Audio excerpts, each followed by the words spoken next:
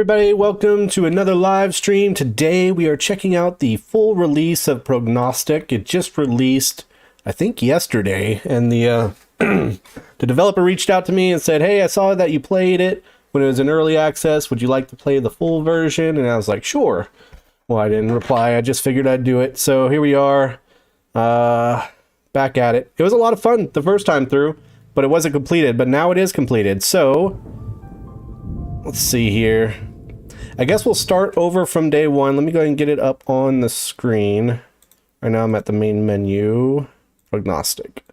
What's up, Stone? Hey, Doofus. Hey, Ariz Gaming. Exo Static. Suki. Get Swamped. NGP. Hey, Jess. What's going on, everybody? Yeah, we already went through day 10 on the early access, but I forget how to play. It's been a while. I think I uploaded the videos back in November of 2021, so it's been about 6 months or so. So let's go ahead and start the prologue and get familiar with it again. Hey, Lucito. Here we go. What's up, Erica? I have heard how my parents died. My brother and I were sitting in a locked bedroom and could only listen. We heard the knife stabs until their screams stopped. The police decided that our parents were accidentally killed during the robbery. I never believed it. In our neighborhood, no one had any money, especially immigrants like us. After a month in the orphanage, we were picked up by the only remaining relative in the States, a woman named Randolph, a medium, our grandmother, and hid away her letters without opening them. I think that Mrs. Randolph thought that she cared about us. She taught us. I still remember rituals, prayers, and constant promises to reveal what happened to our parents. But later, it was always later. When will we be ready? My brother was the first one to escape. He joined the police force. I left her after. I, like my mother before, did not respond to her letters. They were just another promise to reveal some secret if I came back. When they stopped, I sighed with relief. Finally, a local lawyer visited us shortly after. Grandmother was killed, stabbed with a knife. They suspect a robbery. The voices of my parents came back, and they are not alone. Our town is eating itself. Death comes for our people, for my friends. I can't take it anymore. Grandmother was trying to understand what was wrong. She tried to tell us, and I'm starting to believe her. She solved crimes. She helped the police to find the perpetrators. I have to take her place. I have to go back to her house. Okay, so his parents were stabbed to death and his grandmother was stabbed to death. Damn. That sucks.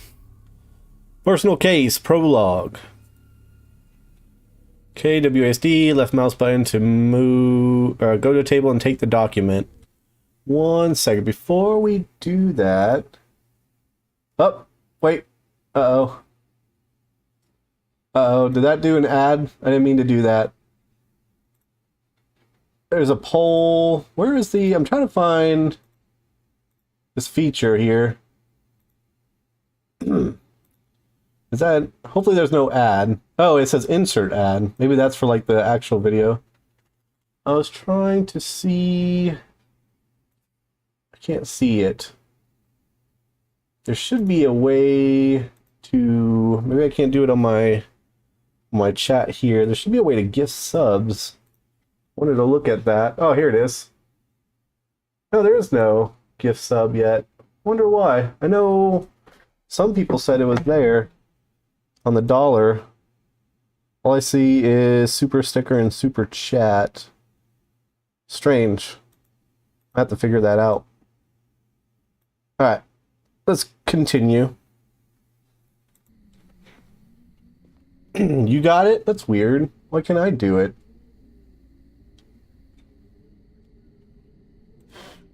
Okay, blow out the candle. Got some beads. Your brother is a police officer who needs your help. Every day he will send you a new crime case. Your goal is to solve it. You can use divination rituals to uncover new clues. Once you find the culprit, fill out the report and send it to your brother. Solve the test case to convince your brother to accept your help. Alright. Tab to open or close the case file. Personal case. Why did you come back? We've been watching this old woman go crazy through all our childhood, and now you want to take her place? What are you doing? Well, fine. Hey, Mantra, appreciate the membership. 12 months. Thank you very much. Do you want me to help you? Then let's conduct a small test. Make an invocation to the souls of the dead and tell me, oh great seer, which of the neighborhood kids broke my window. I'll send you a description of them just like the ones the old woman worked with. If you find out who did it, then we'll talk. One of them committed this terrible crime a couple of years ago on December 14th at 1 p.m. or 1300 in 1902. I live on the first floor in the apartment at 2 Meadow Street, and don't even think about deceiving me. I know who did it. I just want to test you out. So pretty much our brother, who is part of the police force, is testing our psychic abilities to see if we can actually help him out in cases. So we're trying to figure out which kid broke his window. Now, he knows who did it, but if we could prove ourselves, then we could do the other cases with him. We have Patrick Willis, a good, diligent boy, but he fell in with a bad company. We have Zachary Morris, lives in a workhouse nearby, a very quiet and sullen young man. Harrison Hawkins, the son of a single mother, he doesn't go to school, and during the day he works as a janitor in a bar. I appreciate his desire to help his mother, but this is not the place where a child should grow up. That kid does not look 14 years old. The son of the owner of a hairdressing salon, a very quarrelsome kid. He definitely doesn't look 16. A very active boy, Jake Paulson, constantly running around somewhere and doing something. He has a great future ahead of him if he manages not to get in trouble before that. Alright, so it says the clue is about his location. So the apartment's at 2 Meadow Street. It's on December 14th at 1 p.m. at 9:02. Year 902. Here's our lighter. Okay, here's our book right here. So the candle is a conductor. It provides contact with the spirit world. Rituals only work while the candle is burning. As soon as the contact is established, the light of all the candles will change to blue. As soon as the candle goes out, connection will be interrupted and rituals will become impossible. At this moment, all candles will change their light from blue to yellow. You can use spare candles next to the candlestick, remove the extinguished one, and light a new one to re-establish the connection.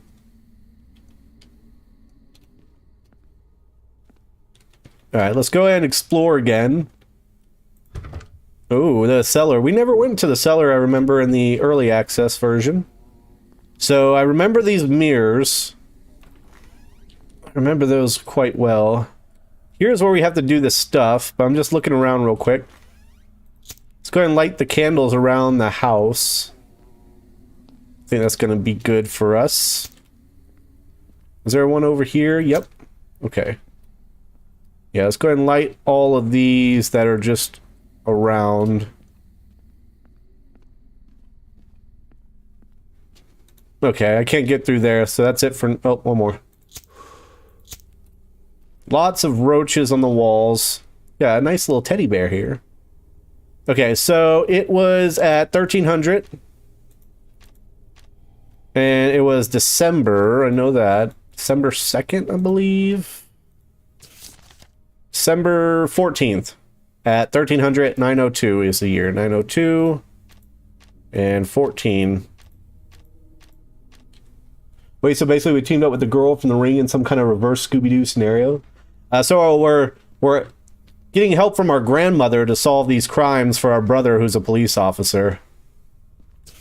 Let's see here. So whoever was at 2 Meadow. Alright, so let's put their picture here, right?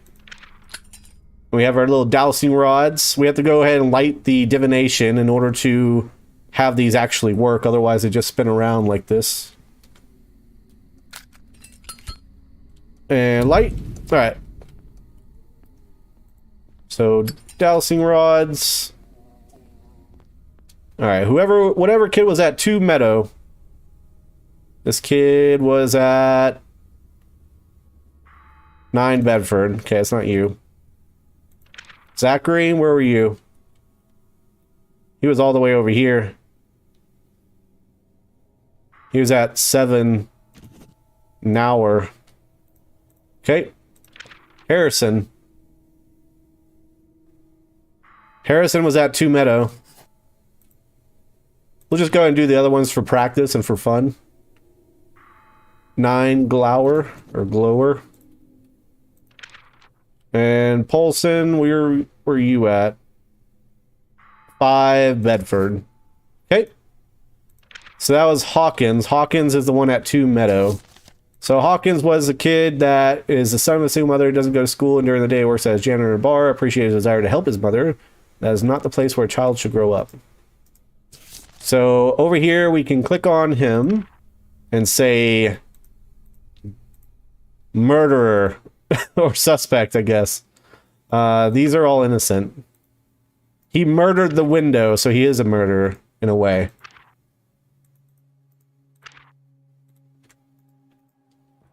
Alright, after finding the culprit, you may return to the hallway and fill out the report. So here is the report. Alright, dossier.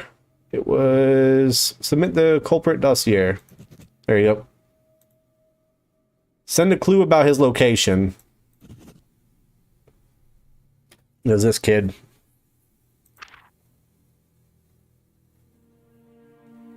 Her methods are working. Who would have thought? Well, okay, if you're so anxious to find out what's wrong with our town, let's work on it together.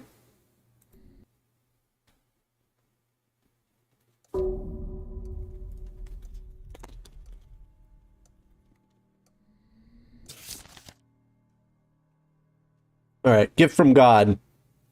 I was allowed to take part in the preparation for a major court hearing. On the outskirts of town, at 18 Barnhill Street, lies the Fulton farm, home for a closed and deeply religious family. As it turned out, they were too religious. Earlier this year, one of them murdered their youngest relative in their own home as a sacrifice. All of the Fultons now cover the murderer, but only one of them made the sacrifice. I don't even know who was in the house. Try using the dowsing to find the murderer. So here we have our victim. The little boy who died. His age is dead. Gender male. First name Luke, last name Fulton. I don't know much about Luke. I saw him a couple times in church. A calm and cheerful boy. It's a pity that everything turned out this way. We have Luke's father. Awkward, absent-minded. Every part of his life is dictated by his parents. I've always felt sorry for him, but even compassion has its limits. We have Luke's mother. One of those people who can answer any questions with a quote from scripture. Our senior detective thinks that she is very sorry about what happened, but it seems to me that she is disappointed not in their act, but in something else. We have the grandmother, I believe, Annabelle Fulton. She is convinced that she is part of the world's first family of saints. How she came to this conclusion is not very clear. And then we also have Mr. Conrad Fulton, the patriarch of the family. He was first who told us about the ceremony. He compared himself to Abraham. He said that they gave their greatest treasure to God. I noticed that he often averted his eyes during the interrogation. It looks like he's hiding something. Okay. So send the killer's dossier. Send his or her distinctive features by using the dowsing ritual on the victim. Send where the killer was during the murder. The time of death is marked in the victim's dossier. So we can see the time of death was on January 8th, 1904 at 11. This part of the house opened up, didn't it? I don't remember this being open before.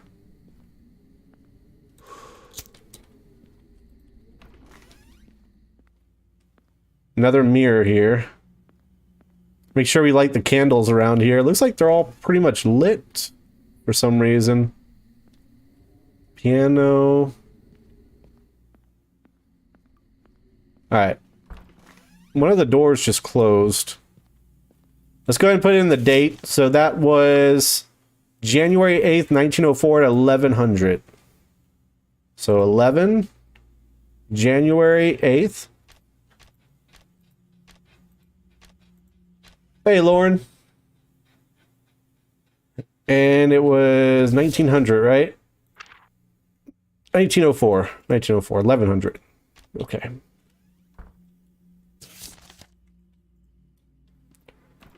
So we need to find out something about the killer right here. Put the victim's dossier on the stand. Walk around the house. Crossing of the rods will indicate the direction towards the objects. Find out which object the rods intersect. Memorize the object and return to the book. If the rods are starting to rotate, the ritual candle was extinguished. Light it up. Find out the meaning of the item. Mark the killer's feature on the nearby list. So put the victim in there. We have to go ahead and light our ritual candle now. Hey, Lauren, welcome back to the Ven Texans. Appreciate you joining again. Thank you for that support. Here we go.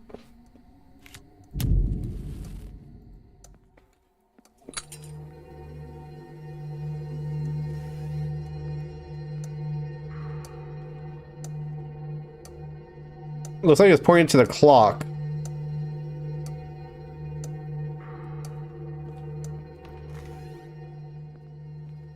Okay, so what does the clock mean?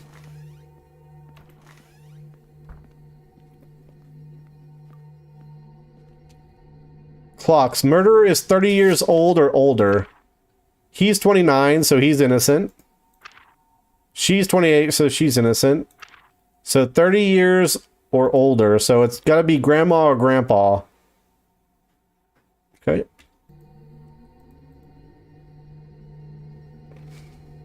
Find out and mark the killer's feature on the nearby list.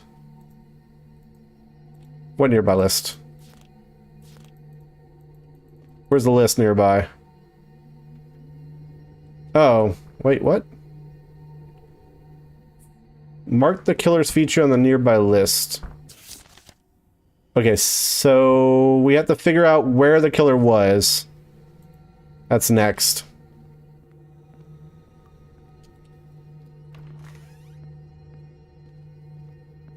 Here, breathing.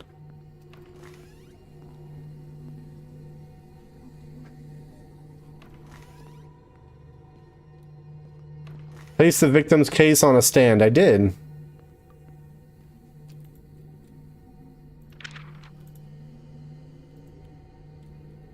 Walk around the house. I already did that. It's like telling me what to do, even though I already did it.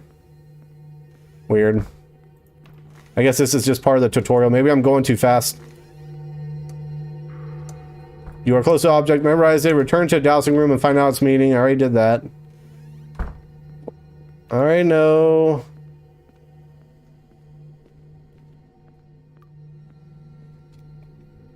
Cipher the meaning. Ah, here it goes. Now it's here. Age is 30 years old or older. There it is. I was wondering why it wasn't working. Alright, so it's either a grandpa or grandpa. Uh-oh. The mirror's done. Put it back. Put it back.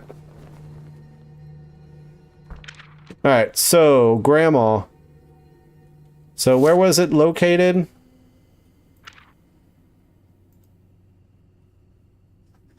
Send where the killer was. Send where the killer was. Grandma was... She was at 18 Barnhill. I think that's what it was. 18 Barnhill. Yep. So where is Grandpa? Grandpa was all the way over here at 4 Glower, so is Grandma. Grandma is the murderer.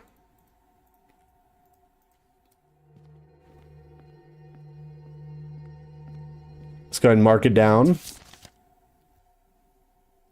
Grandma. And send where the killer was during the murder, and the time of death is marked. Send his or her distinct features. Golly. Where is it? Murder is 30 years older. Annabelle. That should be it. I heard something terrible today. I just heard a woman blaming her husband for not being able to kill his own grandson. Annabelle had to do it herself to appease the voice of God. This case gave me the idea about death of our grandmother. The strikes of different people should be different results. Different, right? The strikes of different people should be different, right? I studied the autopsy results of our grandma and found a couple of oddities. Each stab was weaker than the previous one. In the course of the struggle, such a clear pattern is impossible. The directions of the blow also doesn't match up. They are too similar and weird. Knife strikes were aimed at the chest area, and the blade was directed not upwards or downwards, but almost perpendicular to the body. Maybe she was killed in her sleep, and the whole robbery was staged? If so, then someone was trying to disguise premeditated murder. Who wished her death? I'll try to find the last people she spoke to.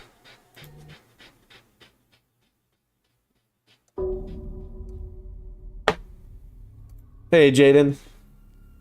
Day 2, tough lesson.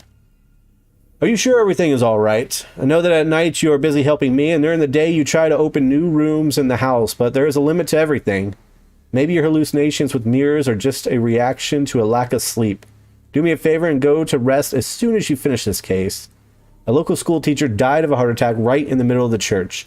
This case would not interest us if the headmistress of the school did not die of a heart attack at the exact same hour. The headmistress corresponded with our old woman for the last several years. Autopsy has shown that they were poisoned an hour before their death. Find out who did it. So we have to send the killer's dossier, mark where the killer was during the poisoning. It happened 1 hour before the murder. The perpetrator and the victim had to be in the same place. Send 2 of his features by using dowsing on 2 victims. Okay. So here's one of our victims. Aaron Kelly, a teacher in a public school. He died of a heart attack in front of his wife while they were attending church. We also have Florence Barr, a headmistress of the school. She experienced coronary symptoms while she was in a shoemaker's shop. Shoemaker called for help. By the time the medic arrived, Miss Barr had already died. Our suspects are Tristan Knirk. In his homeland, Mr. Knirk worked as a doctor. When he arrived here, he managed to get a job only as a school janitor. He started a family in our town. Tristan is a proud Irish, so he often has problems with the locals. His son attended our local school in Mr. Kelly's class, but stopped due to personal differences with other kids. I think that this is only part of the story and is worth taking a closer look at. We also have Diana Kelly, Mr. Kelly's wife. She works as a science teacher at the same school. She is a daughter of an apothecary, so she may understand a thing or two about poisons. In addition, it was rumored that her husband was having an affair with the headmistress, so Diana had not only the opportunity, but also the motive. We have Spencer Spencer Byrne, maybe. Unfortunately, he is my neighbor. He was expelled from school, or local school, a great achievement considering who continues to study here. Mr. Byrne, or I'm just going to say, I don't know, Barn, I don't know. Mr. Brian, whatever. Continued to hang out with his old friends. He bragged to them that he would punish those who kicked him out. We got Molly Parker. I'm just going to call it Spencer. Molly Parker. Miss Parker is obsessed with her daughter's success, and that's all you need to know about her. She often quarreled with Mr. Kelly because he refused to raise her daughter's annual grade.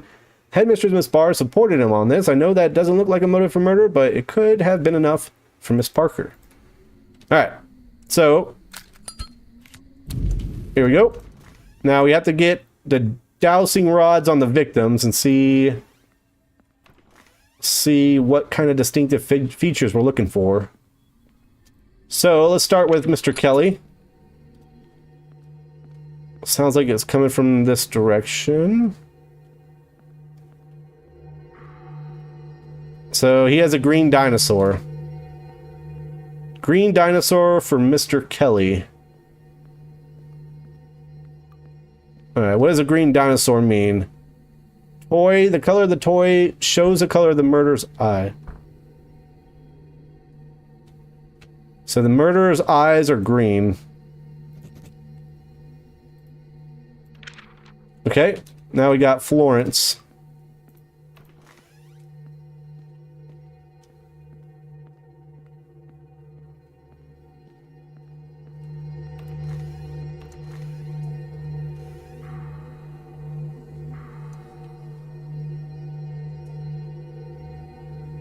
Seems like it's a brown clothing.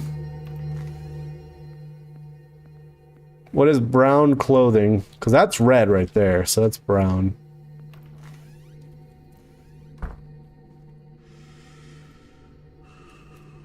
Hey, Alex. Who's breathing? Clothing. The color of the clothes tell you the color of the hair. So it's brown hair. Wait, no? No, that's brown, sorry. That was I. Okay, so brown hair and green eyes. Brown hair and green eyes, so he's a suspect. Brown hair and green eyes, so she's a suspect. Brown hair and blue eyes, so you're innocent. Black hair and green eyes, so you're innocent. So it's either Tristan Knirk or Diana Kelly, either him or his wife. Okay, mark where the killer was during the poisoning. It happened 1 hour before the murder. Okay. 1 hour before. So he was on the 28th, 1904 at 1300. 28th. So it was at 1200.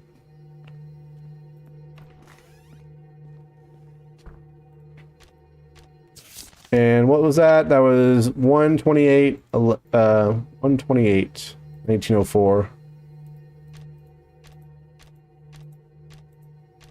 Okay, so they were in the same location. Where were they? So he was there. She was there. So it had to be one of these, whoever was there. Okay, he was there, and she was where? She was way over here. So it looks like it was Mr. Knirk who had did the poisoning.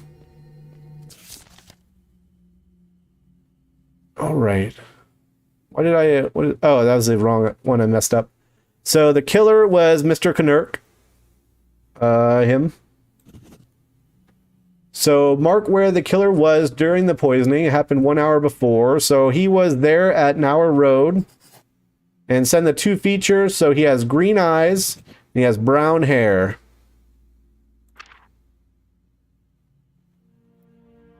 Mr. Knirk told the investigator about how the school treated his son. The teachers did their best to make him quit the school. This Irish boy should know his place, and other nonsense you'll hear in old families. It all ended with the teacher persuading other children to beat him up. It worked too well, and now this boy will not be able to walk. Mr. Knirk said that his son's future was taken away from him, and he couldn't bear it. I won't say that I condone his decision, but I understand him. The connection with our old woman turned out to be a dead end. Turns out that she was in active correspondence not only with the headmistress, but with several professors throughout the country. They discussed some scientific issue. They'll study her letters and report the result later. Moving right along. Day 3. Working disagreements. Working disagreements. An old policeman asked us for help. He used to work with our grandma, but stopped after police cut all ties with her. If we help him, he will tell us why. This interested me, so I decided to agree. The case itself is solved.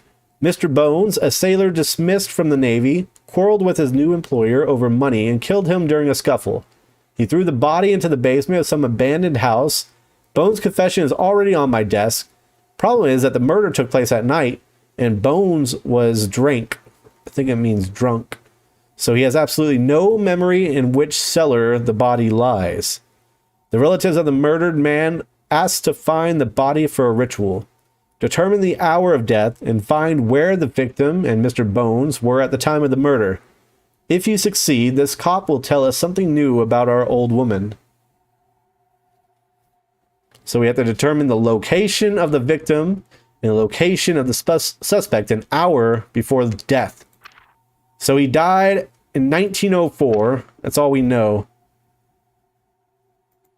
So Aaron Sharp is our victim. Mr. Sharp was the owner of a small big store on Barnhill Street. So we know he lived on Barnhill. Or his store was on Barnhill.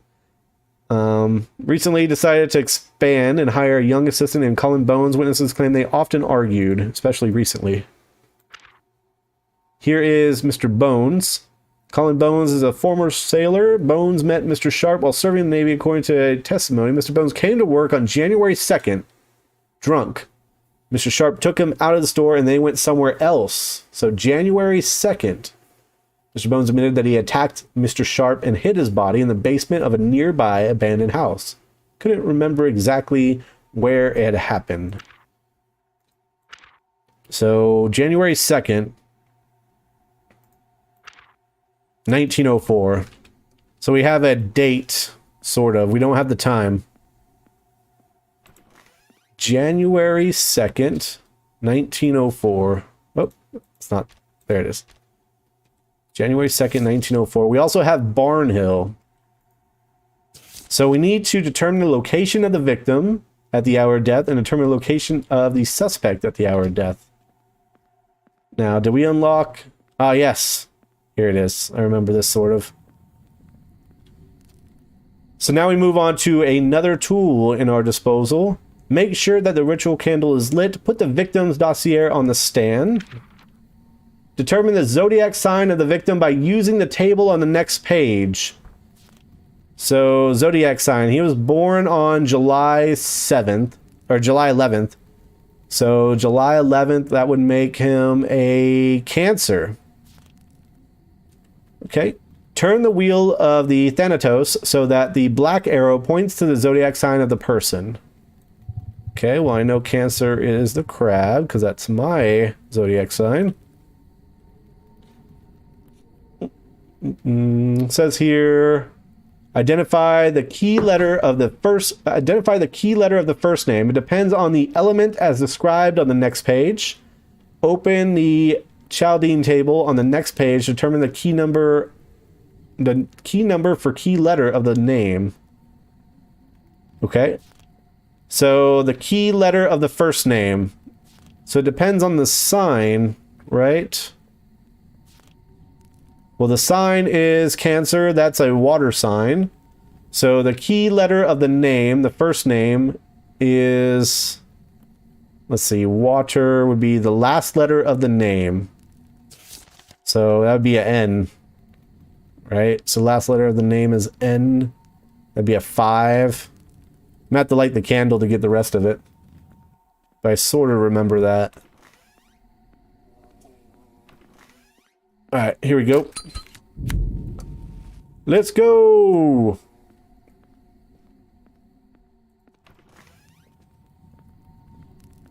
Alright.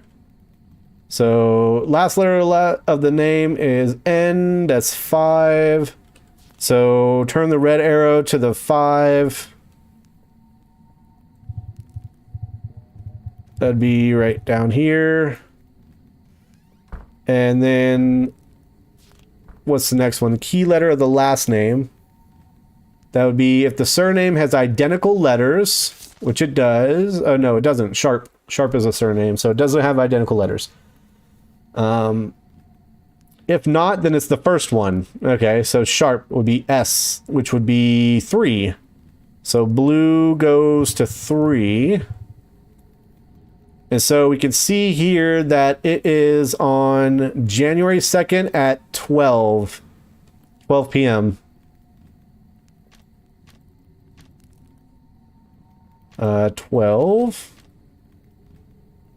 January 2nd. And up. Yep. No, that's wrong. What did I get wrong? Was it 1902? Now it says 1904. Hour is 12. Month is January. Day is 2nd. Was it an hour before? Did it say hour before? An hour... determine the hour of death. Oh. No? Maybe I did something wrong.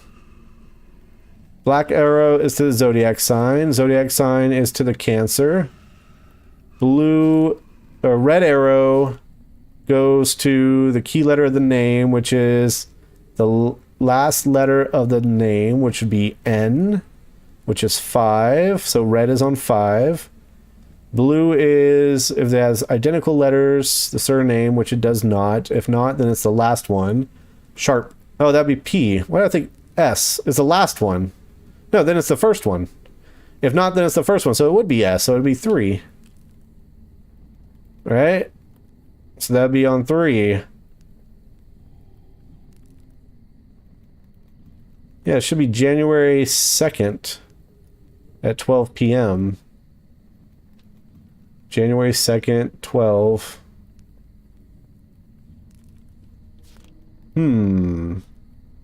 Hey, Dwalski. Determine the zodiac sign. July 11th. Yeah, he is a Cancer. That's June 21st and July 22nd. He is a Cancer. Uh-oh. Nope. Let me go ahead and exit this out. So black is on the Cancer. Identify the key letter of the first name. It depends on the element. Open the Chandler table to the next page. Determine the key letter there. Turn the wheel at Thanatos so that the red arrow points to the key number of the name. Key letter of the name.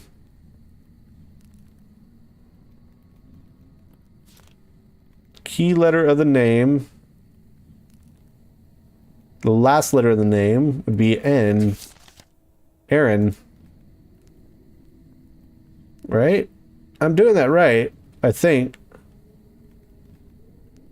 N would be 5. Red is on 5. Blue arrow. Oh, wait. The happened in the evening, so you need to add 12. Add 12. Oh, so it's 2400. My bad. I thought it was 12 p.m. I thought the night was p.m., but you have to add 12. There we go. That was my bad. I didn't read. I just assumed, oh, nighttime. That's p.m. No, nighttime means add 12 to it. Okay, so it's January 2nd, 1904 at 2400. That's basically January 3rd. Hello?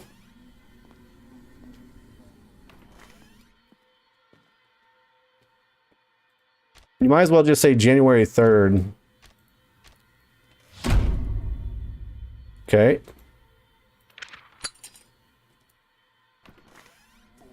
Got some spooky stuff happening.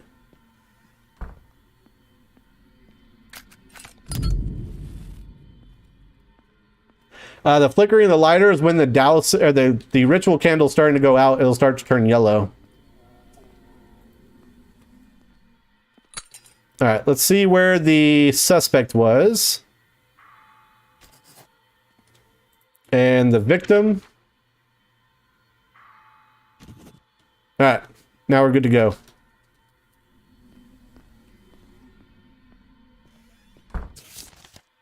Determine the location of the victim at the hour of death. The victim was at 24 or Meadow Street, 6 Meadow Street. And he was there too. Why would it be different? Why would the location of the victim and the suspect at the hour of death be different? Is that not right? Did I mess up somewhere? It was right. Yeah, it doesn't make sense that it's different. The suspect killed the victim. It only makes sense that he killed him at the same place that he was at. We checked the place you indicated and found the body. So our new friend agreed to tell us about his work with our grandma. Previously, she was often approached by local officers and she helped them without any charge. It all ended because of the last case. She's found for them one particular brutal gang, but they were released because of the personal order of Judge Brooks. You should probably capitalize Judge. The next day, all 12 criminals shot themselves. They say that the last of them was muttering something before his death. It was something about the voice of God calling from them from beyond. Police didn't work with our old woman after that. So 12 criminals all shot themselves. Amazing. Judge Brooks, personal order. Okay. Let's see what we got here. Can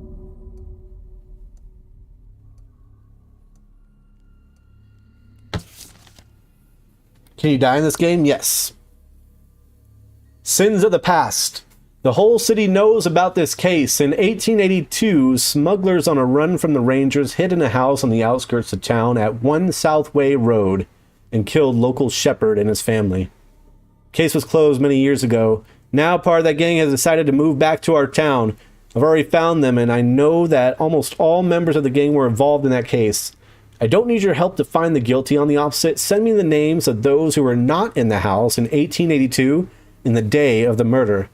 They will go to jail. The rest of them will meet the gallows. So we have to send the dossier of the gang members who did not participate in the murder. They were not at the crime scene at the hour of murder during the 1882 massacre.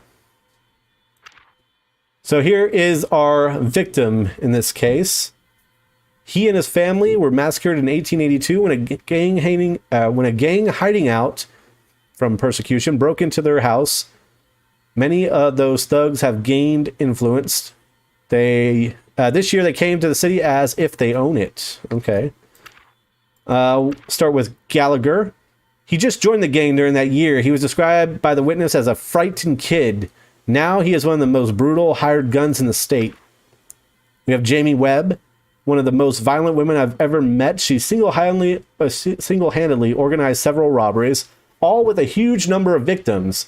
She has settled down a little, and now prefers to leave blood on the hands of others. He was involved in bribing of the police and authorities in order to get his friends out of prison. He has tried to clean his reputation in recent years. Mr. Jackson Burns. Dexter Barker. In his youth, he was a womanizer, but now he confesses his love only to a bottle. He lives in the pubs and drinks until he forgets. I think that he has a lot of things that he wants to forget about. And Julio Perez, the only member of the gang who has been doing the same thing all these years. He focuses on cattle stealing. Mr. Perez worked on the South, so locals don't really know him. Worked on the South. Okay. Okay, so let's figure out who is innocent. 1882 was a massacre. We need to figure out what day and what time. So let's put the victims here. So he was born on May 29th, 1858. So May 29th would make him a Taurus. Yes.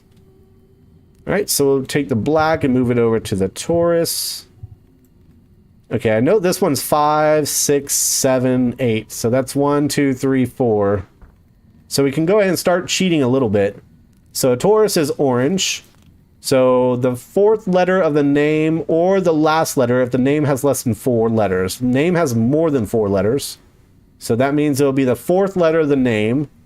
So that'll be the H. So H would be number 5. So red on 5. Hey Bailey. What's up, Sochi dog? I think, yeah, this case sounds like it's a Western case compared to all the other ones. And let's see, if there are more than 5 letters in the surname, which there are, then the key letter of the surname is the 5th one. If not, it's the last. So it's 1, 2, 3, 4, 5. That'd be the I. So I would be 1. So the blue should be on 1. And now we have to figure out what those symbols mean. So let's go light our ritual candle. And let's go see.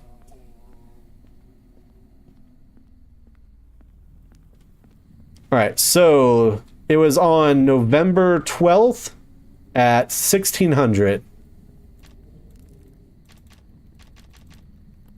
So that'd be the 12th of November. And that'd be 1882, right? That was the massacre of 1882. Nope, I was wrong. 1882.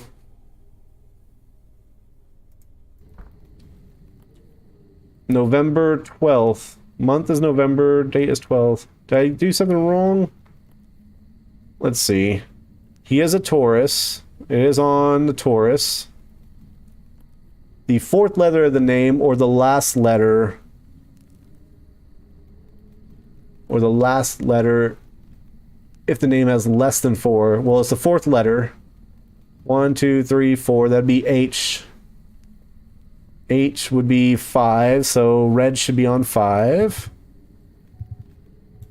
And then the blue is, if there are more than 5 letters, then the key letter of the surname is the 5th one.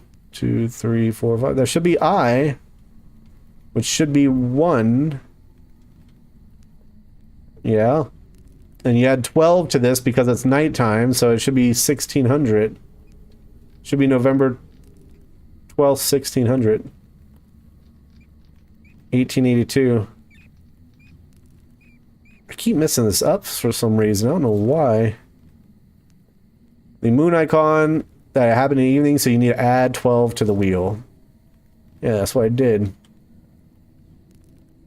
Taurus, blue is on the 1, red is on the 5. November 12th. Let's see, am I missing something?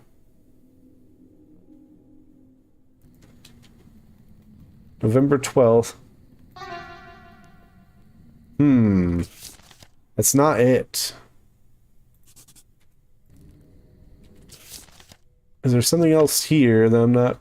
1882. That's when he died. We got the address. It's something to do with the birthday. Something to do with the time. I got the time wrong somehow. May 29th. That would make him a Taurus. Yeah. Oh, wait, no, wait.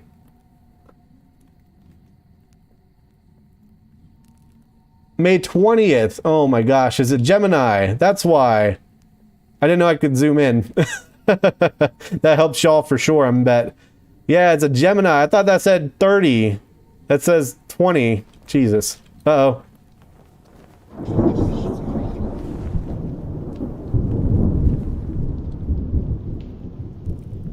Golly.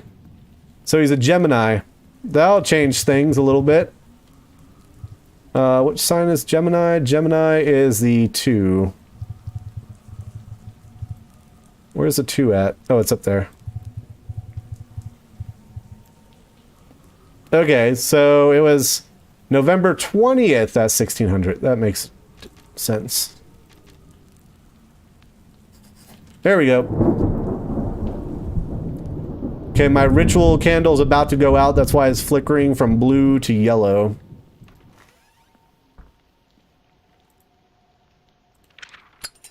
Okay, so the location is 1 Southway Road. So here is Edward.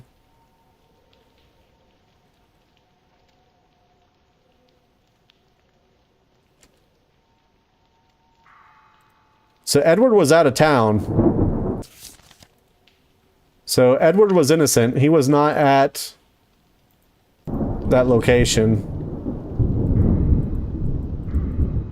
Well, let me click on out of town.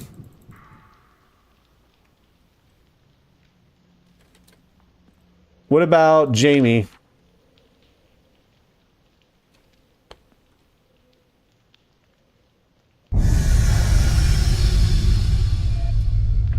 Uh-oh.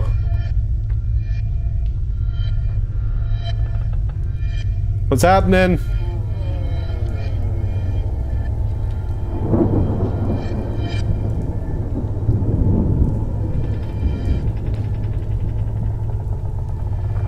Oh, the door closed.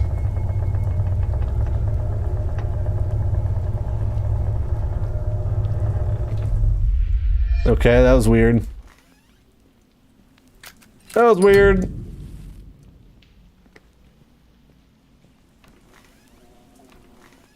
Okay, let's figure this out now. So where was she at? She was out of town too, so she's also innocent.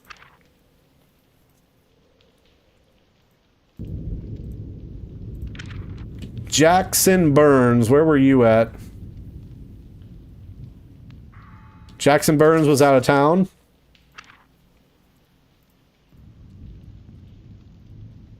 I don't have the right thing. Oh my gosh. Are you timed? I had the wrong date. November 20th, 1882. 1600.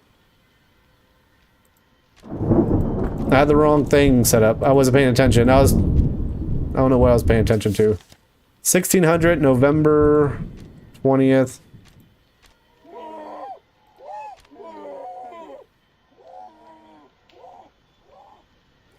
$1882. Just don't engage with it. Just act like it's not there. Alright, so Jackson, where were you? Okay, Jackson was innocent. Let's try the other ones. Jamie. Jamie was there. She's a murderer. Edward. Edward was there. Dexter. Mir. Nope. Oh. Ooh, that was close. Edward, where were you? Edward was there. And Julio.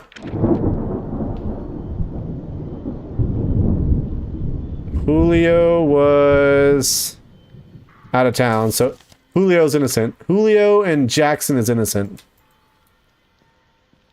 There we go. Okay, send the dossier of the gang members who did not participate.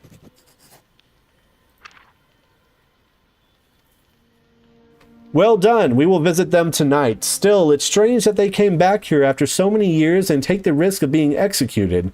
They're not the only ones, though. We've already arrested several wanted criminals who suddenly just showed up in our town. The new judge is tired of signing death sentences. Seems to me that we began to attract all kinds of madmen. Next chapter. Let's go. Party killer.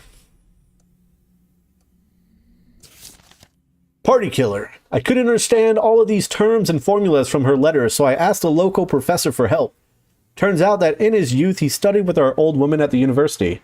She had a science degree, who would have thought? Unfortunately, this gentleman's family suffered a tragedy. His granddaughter was killed. She and her fellow students threw a 3-day party at 6 Barnhill Street, and after walking away from the hangover, they found her already cold body. The murder took place in October 1904, but we do not know the exact day.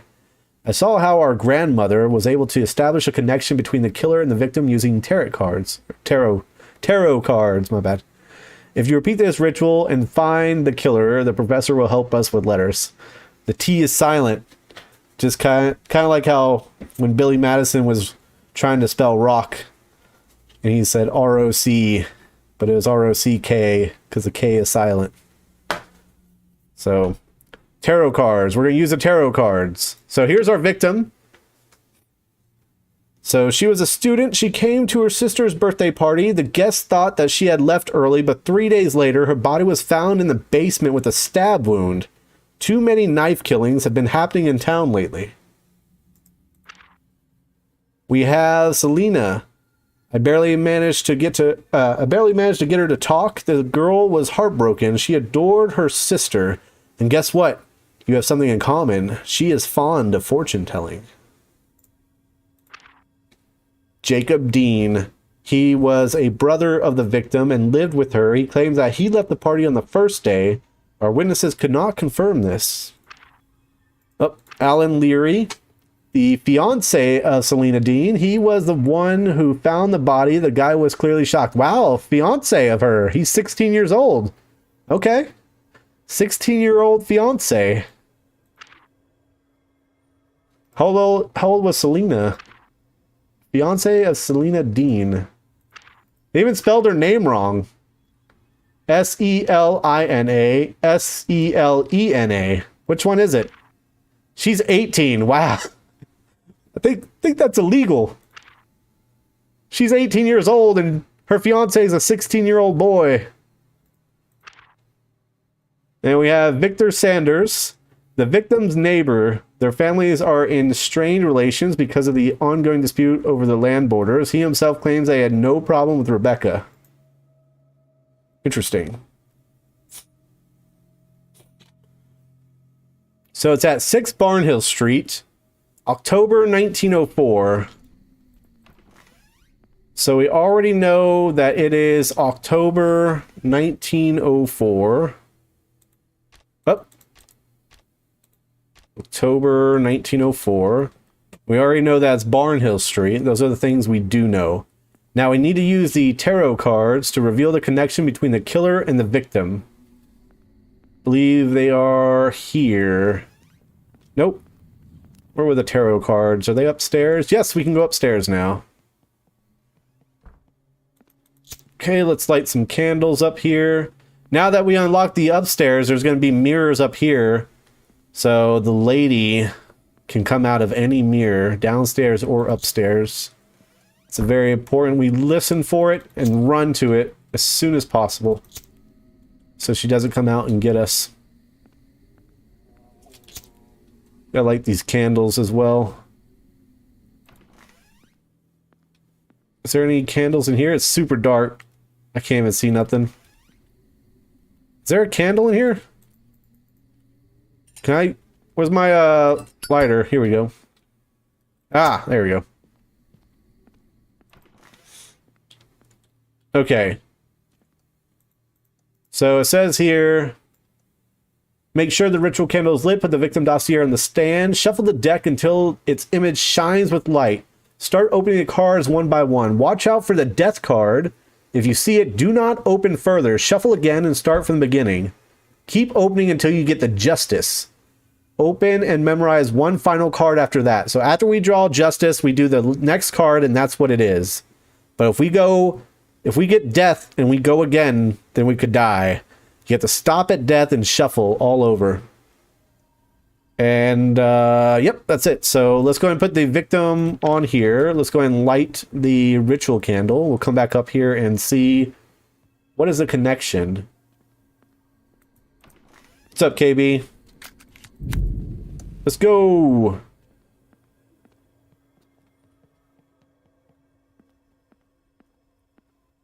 All right, let's do these tarot cards.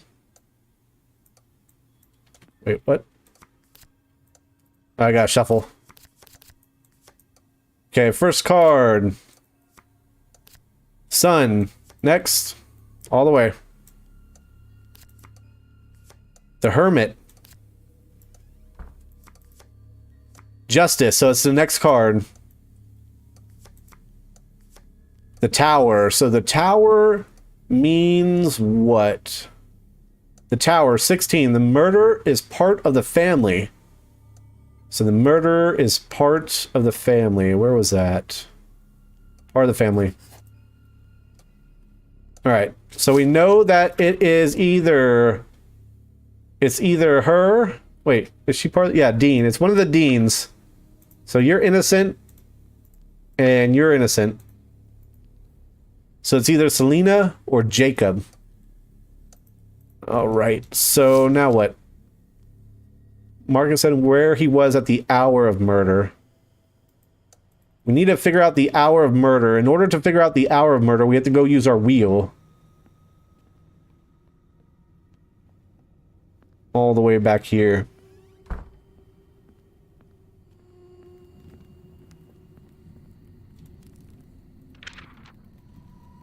So, her birthday is September 24th. September 24th, that would make her a Libra. Okay, so we'll go ahead. What is the sign for a Libra? That's the... Okay, that's that sign.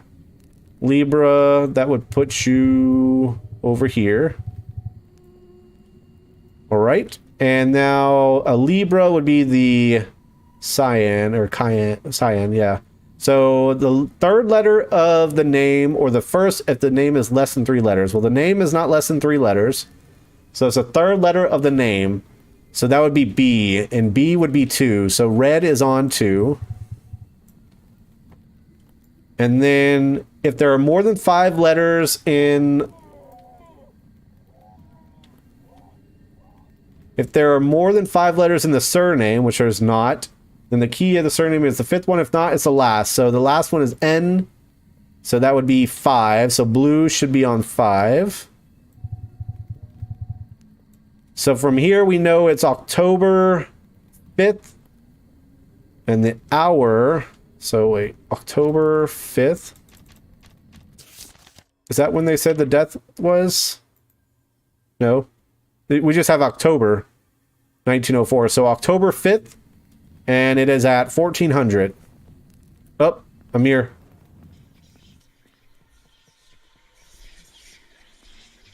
Okay, got it.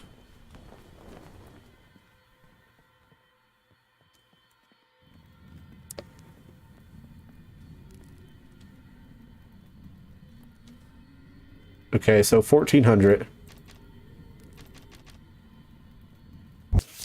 Wait, what time? Oh, everything got red. Why is everything red?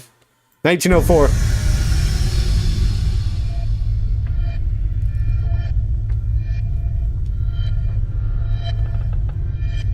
Hello?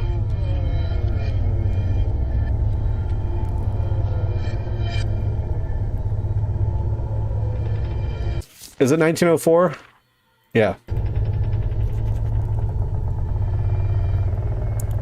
October 5th at 1400.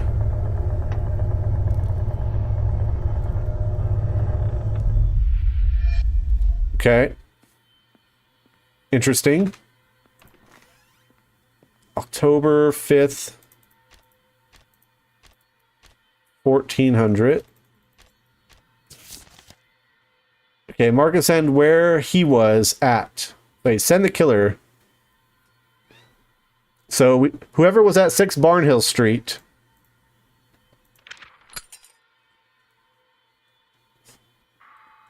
Six.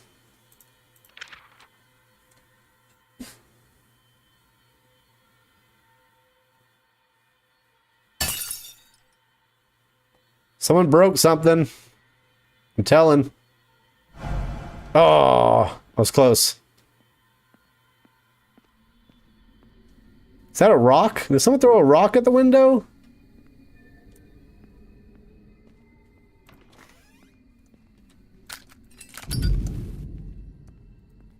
Okay. Where was I? Where were you? No, this way. Down, left, right. There you were. So, Selena was a murderer. Alright, now what do we need to do? What do we need to send? Send the killer. Mark and send where he was at the hour of the murder. Or where she was. She was at Barnhill Street. And send the results of the tarot cards, part of the family. We did it! I put a little pressure on her during the interrogation and she began to sing. I thought that she did it out of jealousy, but there was something else. Only during the interrogation, she mentioned where she heard about the betrayal of her groom and her sister. In a dream. So her sister betrayed her. So her sister and her fiance cheated on her in her dreams, and so she decided to murder her sister. Okay. This professor lost his second granddaughter. What's up, Rain? How's it going? I personally came to arrest her, and yet he kept his word. During her university years, our grandma came up with an insane theory of what she called consciousness transmission. This is the assumption that thoughts and feelings live in some kind of invisible field that can affect people. Judging by her last letters in recent years, she has come to the conclusion that even the thoughts of deceased people can emit these residual waves. If I didn't know that your fortune-telling works, I would consider these records to be absolute nonsense. Maybe the professor's granddaughter heard something from beyond. That's weird. Even though we do it every single time we solve a crime. Street justice. This time I sent you an example of a crime that no one wants to solve. One couple terrorized residents of a small neighborhood. They carried out armed robberies and intimidated witnesses after. The locals couldn't do anything about it because a girl's father is, let's say, is quite an influential person. It all ended badly. The couple was killed. Amelia at the end of 1903 near the house at 7 Glower Street. Lucas in September 1904 in a local shop at 4 Glower Street. Experts say they were shot from the same revolver. These locals refuse to testify. Maybe they deserve it. If we don't arrest the culprit, their friends, not they friends, will come to the neighborhood and we will have a lot more victims on our hands. So here we have Amelia Walker. She died in 1903, ambitious, bold, and petty. She was the one who chose the shops and businesses that she and her husband would rob. She called herself the queen of the town and behaved accordingly. She was killed first, 3 shots to the chest. Her own gun was in her hand. You must understand how much she was hated. The body lay on the street for several days until a patrolman found it. During this time, none of the neighbors or witnesses contacted the police. We have Lucas Walker. He used to be a petty troublemaker, but under the guidance of his second half, he began to act much more wisely. Not a single accusation against him ever reached court due to the lack of evidence, and a little help from the girl's father. When we reported that we could not find the killer, he flew into a rage. One evening, visitors at the bar heard him say that soon the locals would regret about what they did, and that he already stocked himself up with guns. His body was found the next day. Our suspects include Harper Marsh. During the night, she works as a waitress in a local bar. She was one of the few friends of Amelia Walker. They had a quarrel after Amelia became jealous of her boyfriend. We have Evie May, the owner of a barber shop. She claimed that she was robbed by Lucas Walker last year after a quarrel with his wife. There were no witnesses to this, so the police could not do anything. We have Thomas Hunt.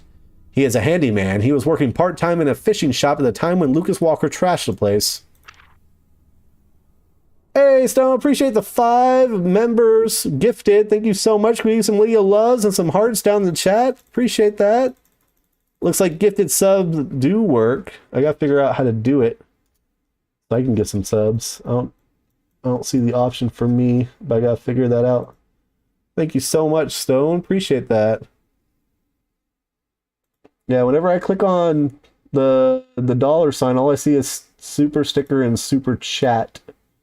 I don't see subs. Uh-oh. And then when I click on the top part, it says insert ad, and I think that's in the I think that's in the video after we get done with the live stream. It inserts an ad there, which is not great, but hey, it is what it is. So yeah, I don't know. I'm gonna have to figure out a way that I can do it. You can't, darn it. It should be at the $ in chat. I don't know how it works. Let me see, one sec. That's how I think it works. Lol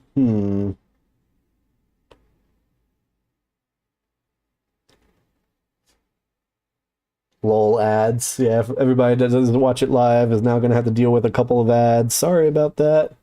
My bad. Yeah, mine just says super sticker and super chat as well. I don't see it on mine either.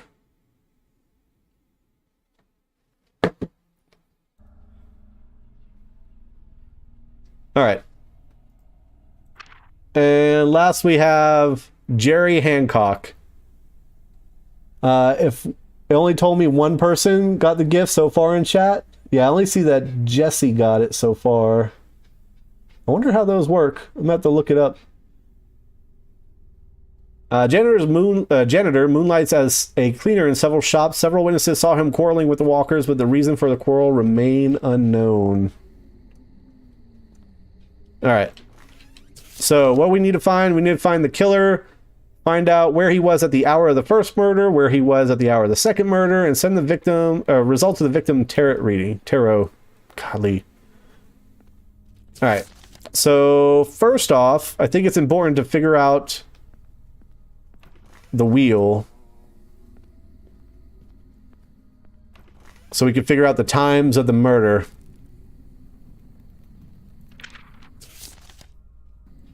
Or maybe we should just do the tarot first. Let's do the tarot first.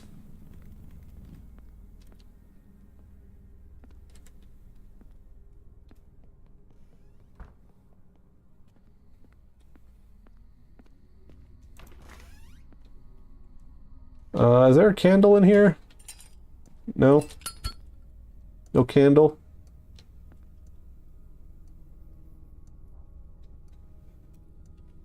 Okay. Victim. Okay, we gotta go light the dowsing, or not the dowsing, the ritual candle. Yeah, I definitely need to figure out how to gift. Was it at the $ for you, Stone? I wonder why it appeared for you and not for us. I can't find it, and Erica can't find it.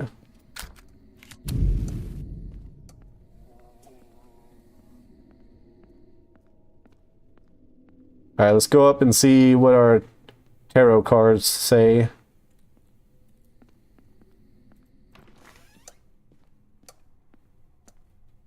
I sent you a DM. I'm just special. Let me see. Yeah, it's there for you. It's not there for me. It's right there. Super sticker, super chat, and membership gifting. That's weird. Why is that not a thing for everybody? I guess it's still new, so maybe that's why. Still mad I only said one person. Well, like they said, maybe they... It's weird. Yeah, maybe... How much did it charge you? I would look at your bank. I see 2 new members right now, which I think is Mantra, because she rejoined. And then Jesse, the one that got the gift. So I would just check to be sure what was gifted. I'll check your bank and see. Okay, let's go. $16. Maybe it's just slow. Maybe it's buggy, yeah. Okay, oh. Yeah, maybe it's just slow. Maybe it just takes a second. Because YouTube. Okay, we got strength. Justice. So the next card. Judgment. Judgment would be what? Murder seeks justice. And then we'll go with, can't I go with the guy? Oh, I gotta shuffle these. Now I can change these. Let's see here.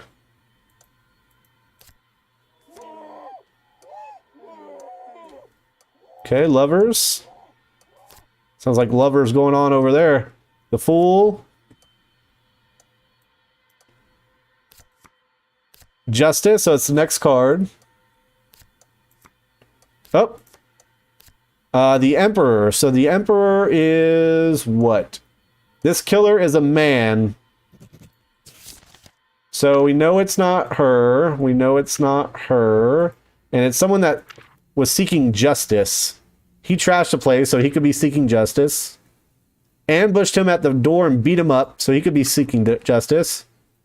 And saw him quarreling, so he could be doing some kind of justice. We're not sure exactly. Now let's go down to our wheel. Yeah, there goes another one. Maybe it's just slow. Oh. Oh, I thought I heard a mirror. That's a fire. Okay, so we have her here.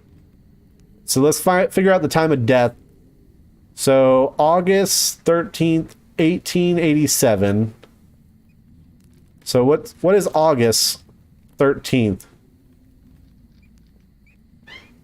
August 13th would be a Leo. So you are a Leo. It's a Taurus. Where's Leo? Right here. Leo the lion. Alright, so that would be a fire sign. The first letter of the name, that would be A. So that'd be 1. So red is on 1. And then The surname has identical letters, and it's the last letter of the name. Surname does not have identical letters. Uh-oh.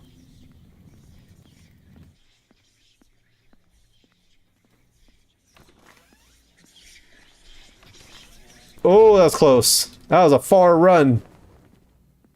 I couldn't tell if it was downstairs or upstairs. I got lucky.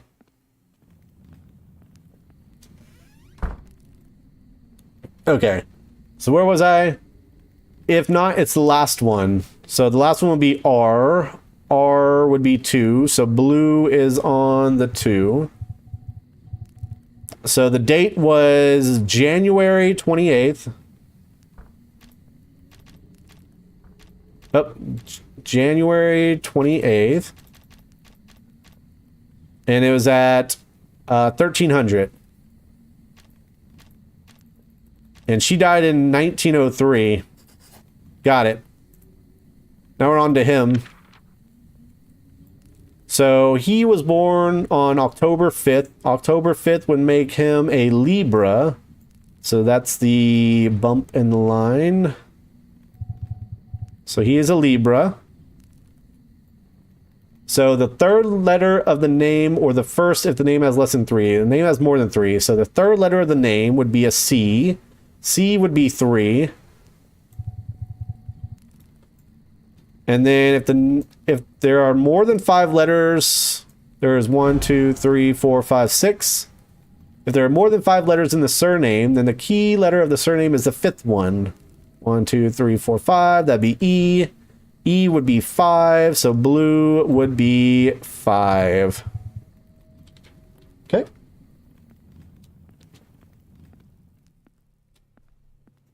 How are you allowing gifts? Where are those settings? They should be in the super chat and the stickers. Hey, Sarah, appreciate the 5. Thank you so much for that donation. It seems like it's active for some and not active for others, because Stonewoot showed me that he has it in his little $sign down there in the bottom of chat. Show your support for Ventex. He has a little membership. Uh-oh. But I don't have it.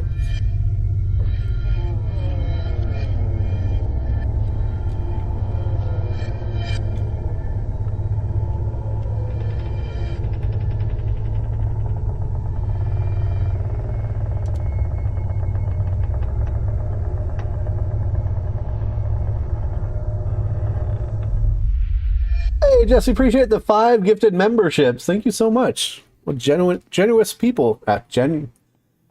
Generous. Golly, I can't speak. It's there for you? Nice. Thank you so much. Appreciate that. Yeah, it's not there for me. Maybe like I said, just take some time. I know right now, Stonewoot gifted 5 and then gave it to one person. And then a little bit later gave it to another person. KB, appreciate the 5 gifted memberships. Holy crap. Y'all are insane today. Thank you so much. Can we get some lady love, some hearts down in chat? Thank y'all. Appreciate that.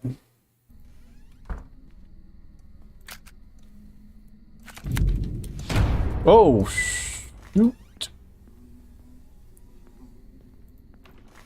I want to gift memberships. It's not fair.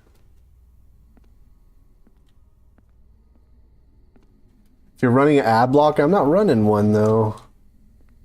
I don't have any ad blockers.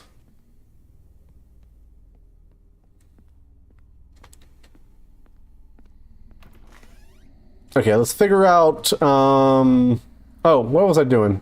I'm doing the wheel. Uh-oh.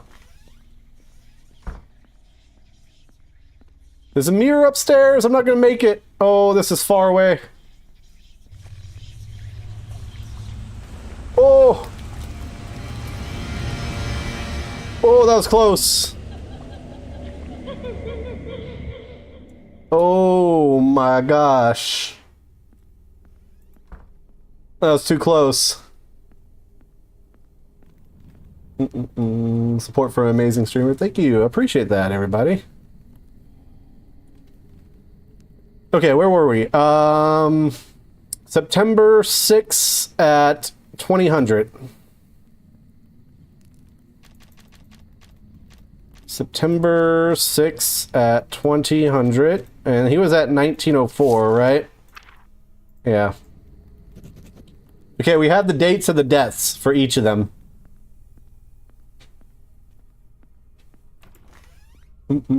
Of course, you being the channel owner, you probably don't need it. No, of course not. I mean, of course I do. Yeah, channel owners always gift memberships. In most of the channels I've ever been to on Twitch, I would love to gift memberships. For sure. What are we looking for? Send where he was at the hour of the first murder. So, wait. She was at Glower Street on that day, 1903. 1903, January 28th, 1300. 28th.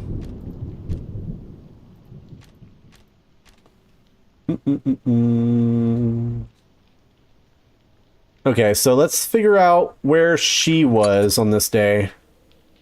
She should have been at Glower Street, right? 7 Glower Street. Amelia at the end of 1903 near the house at 7 Glower Street.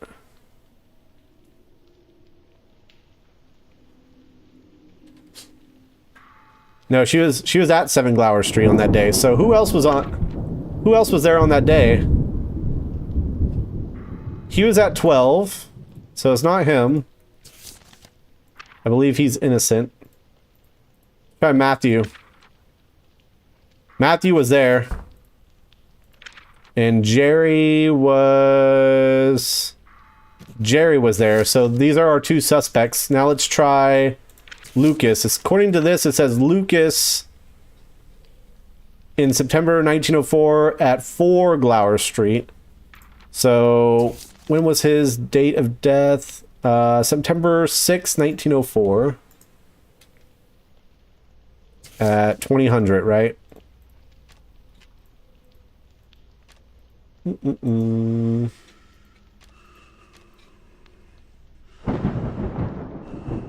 Was it September? Keep forgetting. September 6, 2000, 1904. Okay, so he was at 4 Glower Street, right? So which one was it? Was it Matthew? No. Matthew was all the way over here.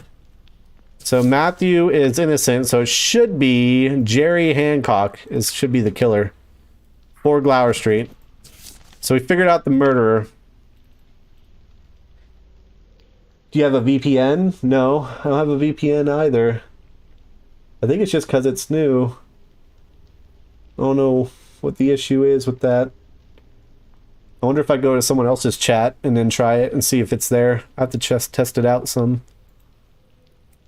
Alright. So we know everything we need to know.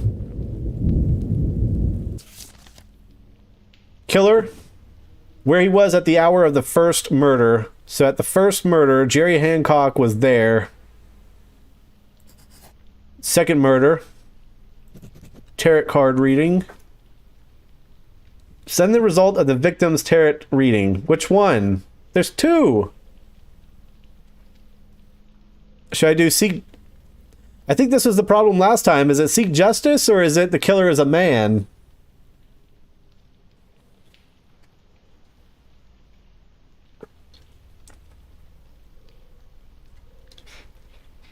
I remember this was an issue on the video too that we did. You think you have to be a member of the channel to gift memberships? That seems kind of weird.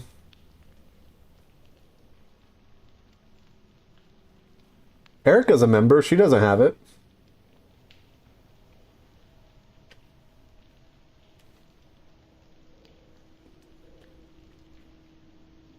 So, send the results of the victim's tarot reading.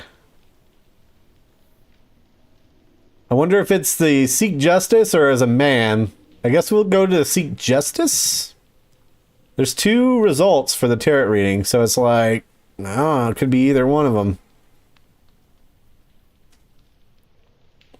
Let's go with the killer seeks justice and cross our fingers and hope.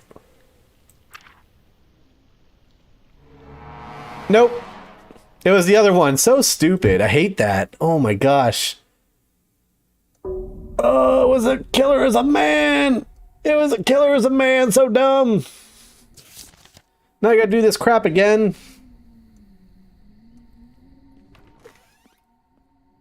Alright. Tarot card. Let's do his. What was it? His is the man. What was that date?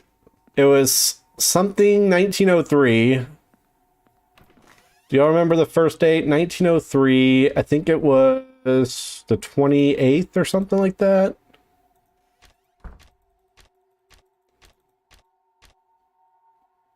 At what was it, 1600 or something? Or 1400? Let's go ahead and start it and get the tarot reading real quick. So stupid. When there's 2 tarot readings and the game is asking for 1, you pick one, it ends up being the wrong one.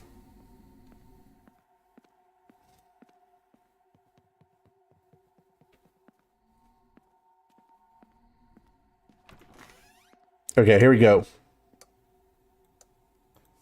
Shuffle. All the way.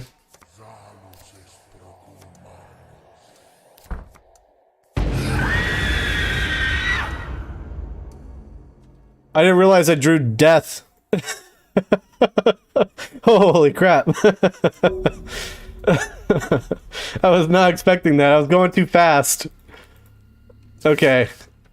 I was going way too fast. Golly, that'll wake me up. Jesus Christ.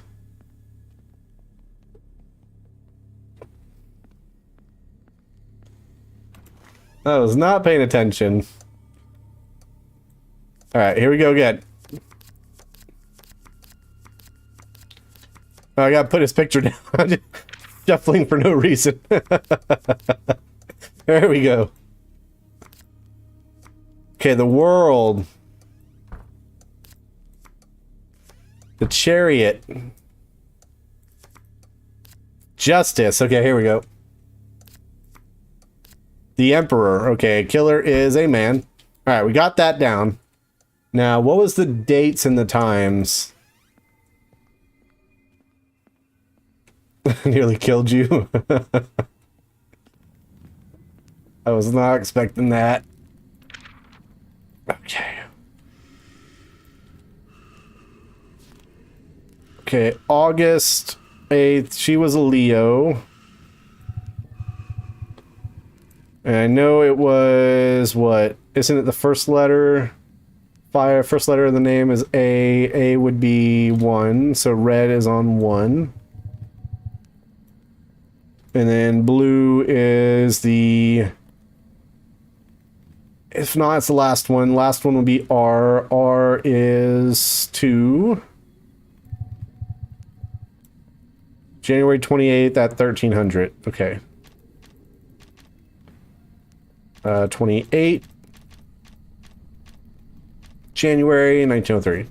Got it. Alright, time for the dude. October 5th. October 5th would be a Libra. So Libra is that one. Okay, that would be right here, Libra. Libra, the third letter of the name, or the first of the name has 3. Third letter of the name would be C. C would be 3. Red is on 3. And then if there are more than 5 letters, which there are, then the 5th one, which would be E. E would be 5. So blue on 5. So his is September 6th.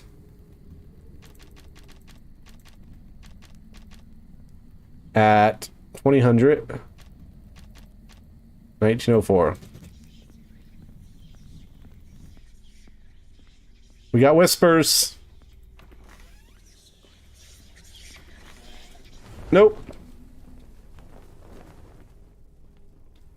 Alright, so we know it's him. So the first date would be January 28th, 1903. January 28th.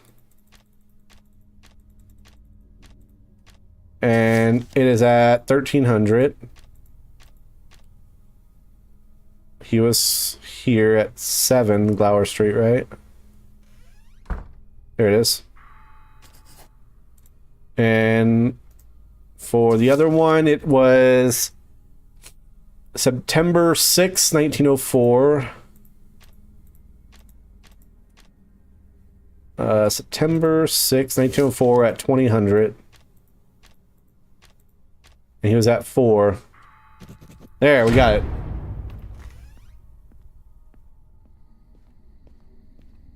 Remember my earlier playthroughs of the beta? Yeah, we're still kind of in that beta few chapters yet. We haven't advanced yet. So the killer is Jerry. It was a man, or the clues where he was, first and second murder, and killer's a man. There it is. So we already solved that one, but the first time there's 2 tarot card readings, and we put in the first one and it was like, nope, you got it wrong. So we put in the second one and it's like, yep, you got it right. Even though there's only one space for one tarot card reading when it asks us to do 2. Kind of annoying.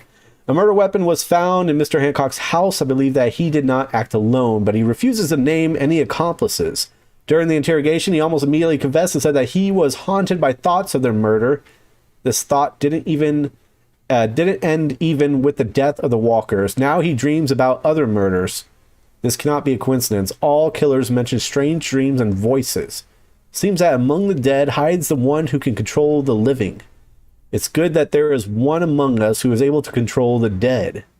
It is you who can control them and not vice versa, right? Who knows? Day 7, Rags to Reaches.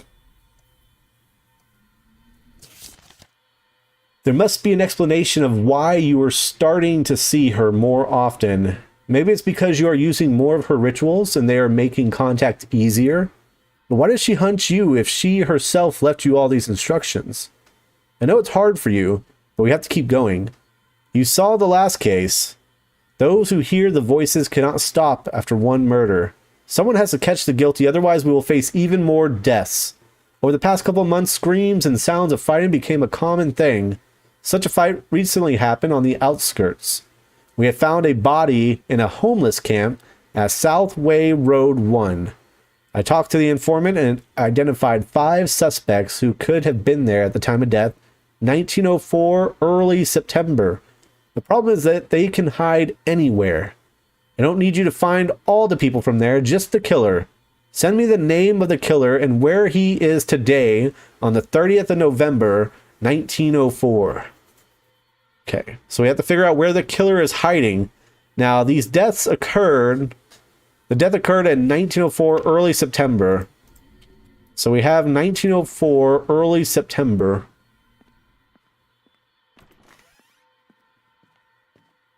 So September 1904. Okay.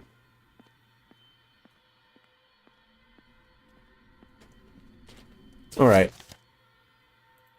So here's our victim. Brantley Hopkins. He arrived in the city by train a little less than a year ago. He has a record for disorderly conduct. He visited a gambling house from time to time. Its workers say that he recently won a large sum of money. Now we have Ryan Turner, former soldier. He was detained several times for violating the order. What order? Like the Sith order? Or Max Richardson. He worked on the laying of the railway until he injured his leg. Several interviewed witnesses said that he has scars on his body from old gunshot wounds. Sebastian Balk, street artist. He sold his drawings at the intersection of Highfield and Nower. Not so long ago, after he started to hang out with Edwards, he began to dabble in petty theft. Elliot Edwards, a handyman and a troublemaker. He was fired after he stole money from work. He had a passion for poker, and this is a dangerous thing. Alexandra Stanley. She is a beggar, and this is the only thing we know about her. You can usually find her near the town hall on Barnhill Street. Okay, so we have to figure out who is a killer and where is he hiding today? So first things first, let's go ahead and use our tarot card. Let's throw the victim right there. Let's go ahead and light that candle and get going. Also, I guess while we're at it, we need to figure out the victim's time of death. So we can go ahead and do this sort of before we light the card right here. So he was born on March 4th, 1866. March 4th would make him right here, February 19th and March 20th. That would make him a Pisces. So let's turn this to the Pisces. So Pisces would be the purple. So the last letter of the name would be Y. So Y would be a 1. So we'll put the red at number 1. And then purple, if the surname has identical letters, which it does not. If not, then it's the first one. The first one would be H. H would be 5. So blue would go to the 5. Okay.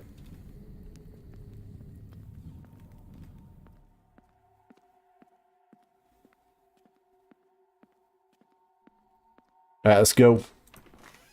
We're ready. Let's go. First, the tarot card. All right, what you got for us? First card. The Devil. Second card. Justice. So it's whatever card this is. The High Priestess. The High Priestess means what? Here it is. The murderer has an accomplice. Not accomplice. Accomplice. The murderer has an accomplice. There we go. Well, he did accomplish a murder as well. He has an accomplice and he's accomplished a murder. Alright, let's see what day and what time you were murdered. He was murdered on September 3rd at 2 a.m. And what day, or what year? 1904. September 3rd at 2 a.m. Great.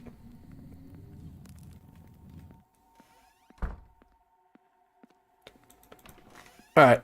So, September 3rd, 2 a.m. Let's see where he was at the time of his murder.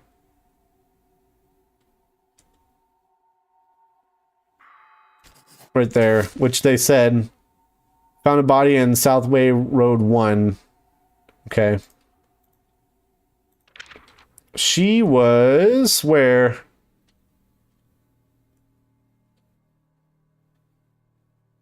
She was all the way over here, so she's innocent. Or not she, he's innocent. Max Richardson, where were you at the time of the murder? He's innocent.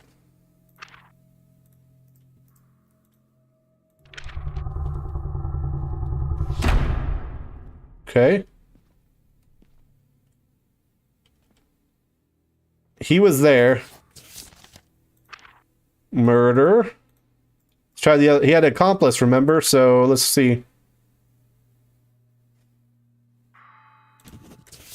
Murder. And Miss Stanley, where were you?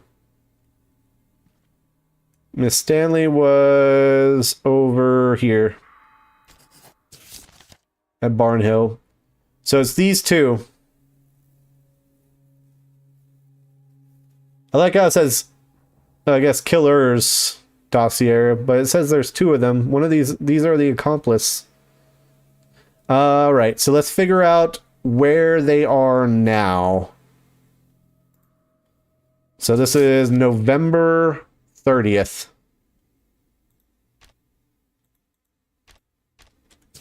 Uh, 30th. Year is 1904. And what time is it? 2200. Okay, so first Elliot. Elliot's there. And Sebastian, where are you at right now? Sebastian's dead. Oh.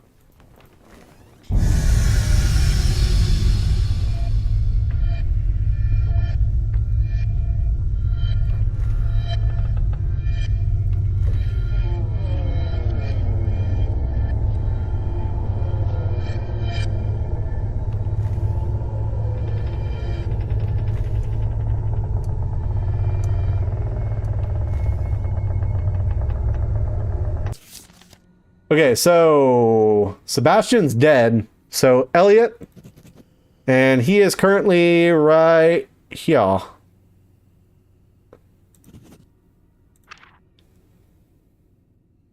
Hey, we did it. It turned out that we are dealing with 2 murders. This morning, Edwards tried to hang himself in his cell. He said that he planned to share the loot with Balk, but the devil convinced him to keep everything for himself. We were right. It was this voice again. The people who've fallen under the influence of the voice are not connected in any way. They have only 2 things in common. First, they all live in our town, and second, this voice compels them to commit murders. Whoever that voice is, it wants to drown our city in blood. Maybe our grandmother was trying to stop it? What does red mean? I think it's just supposed to be like a spooky kind of thing. Like, oh, spooky, it's all red now. Doesn't seem like anything happens, though. House fire. I decided to leave this whole problem with the voice for a while and focus on finding the killer of our old woman. This may help us find out what is happening with the town in the long run. One of the suspects is Henry Saunders, a very hot-tempered young man. He worked in his father's shop and often delivered groceries to our old woman. In July 1904, a fire broke out at his home on Durham Road, 2. Only 1 body was found inside.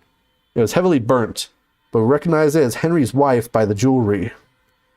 Saunders himself is mysteriously missing. I suppose he could rob our old woman and set his house on fire to fake his death and quietly leave the town. To confirm this, I need to know exactly what happened during the fire. Send the survivor's dossier. Send the location of the survivor during the fire. Mark and where he is now. Mark and where. Okay. Mark where he is now at the 2200 of December 1st. Oh. So here is the victim. Before her marriage, she sold flowers on the corner of Barnhill and Durham while living with her parents on Piner Street. After her marriage, she became a housewife and stopped going outside. Henry, a carpenter, he worked at his father's shop, but no one saw him there after the fire on Durham Road. All right. So, July 1904, a fire broke out at his home on Durham Road. Only 1 body was inside.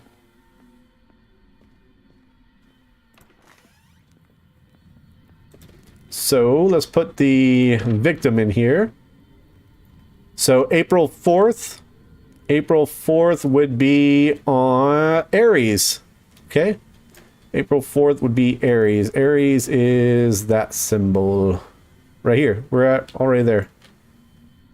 Okay. So the first letter of the name would be S. S would be 3. So red goes on to 3. If the surname has identical letters, which it does, then the key letter of the surname is the first one, which is also S. So that's also 3.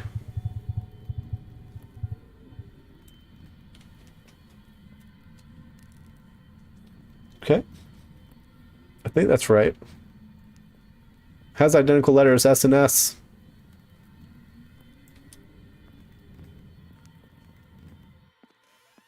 Let's head upstairs real quick.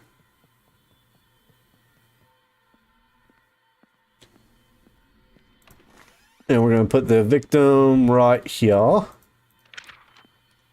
Great. And then we're going to light this candle and then figure out all this information. Here we go.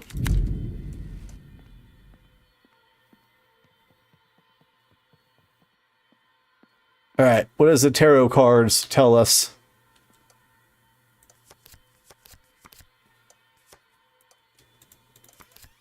We have the Hermit. Death. Okay, don't do it no more. Not gonna make that mistake again. The Star. Temperance. Empress. Justice as the next card, which is the World. The person is still alive, so this victim is still alive. She's not actually dead. She didn't die in the fire. So whose body did they find with all the jewelry? Maybe the guy's? Let's see. 9:30, and it's at 2000. 9. What year? 1904. Okay, so she's not dead. She is still alive. Is Henry dead? Let's see. Henry is on February 2nd. February 2nd would be Aquarius. Aquarius. So the cyan, the third letter of the name, or the first is the letter name has more than 3. If the name has less than 3 letters, it does not. So that'd be N, third letter of the first name. That would be 5. So red's on 5. And let's see, what's the next one? If there are more than 5 letters in the surname, which there are, then the key letter of the surname is the 5th one. 1, 2, 3, 4, 5. That'd be D. D would be number 4. So that'd be July 22nd.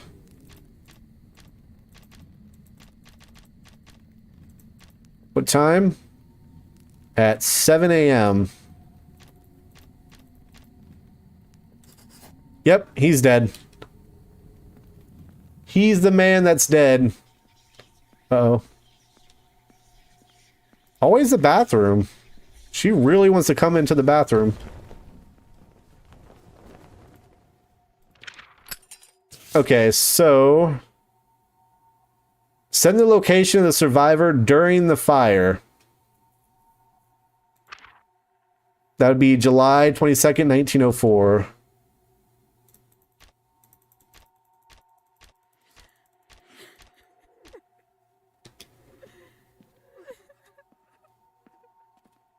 Hello? Grandma? Okay, July 22nd. At what time? 7 a.m. So where is she at this time?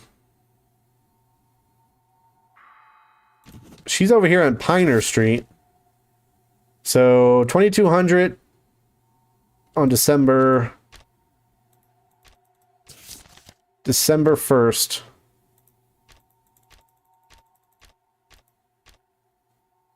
December 1st. She's still there.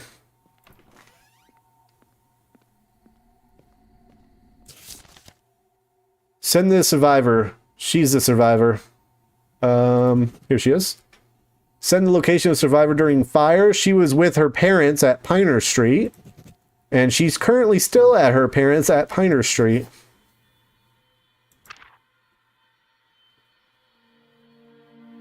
So it was a Mr. Saunders who died and not Mrs. Sanders. Or Miss Sanders.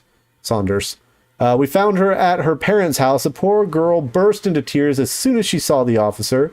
I decided to ask her about possible dreams, and she looked at me shocked.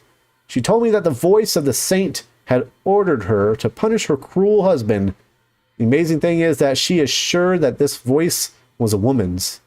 Henry Saunders can't be our murderer, but I'll keep digging. Let's try to find out which of the possible suspects recently got rich.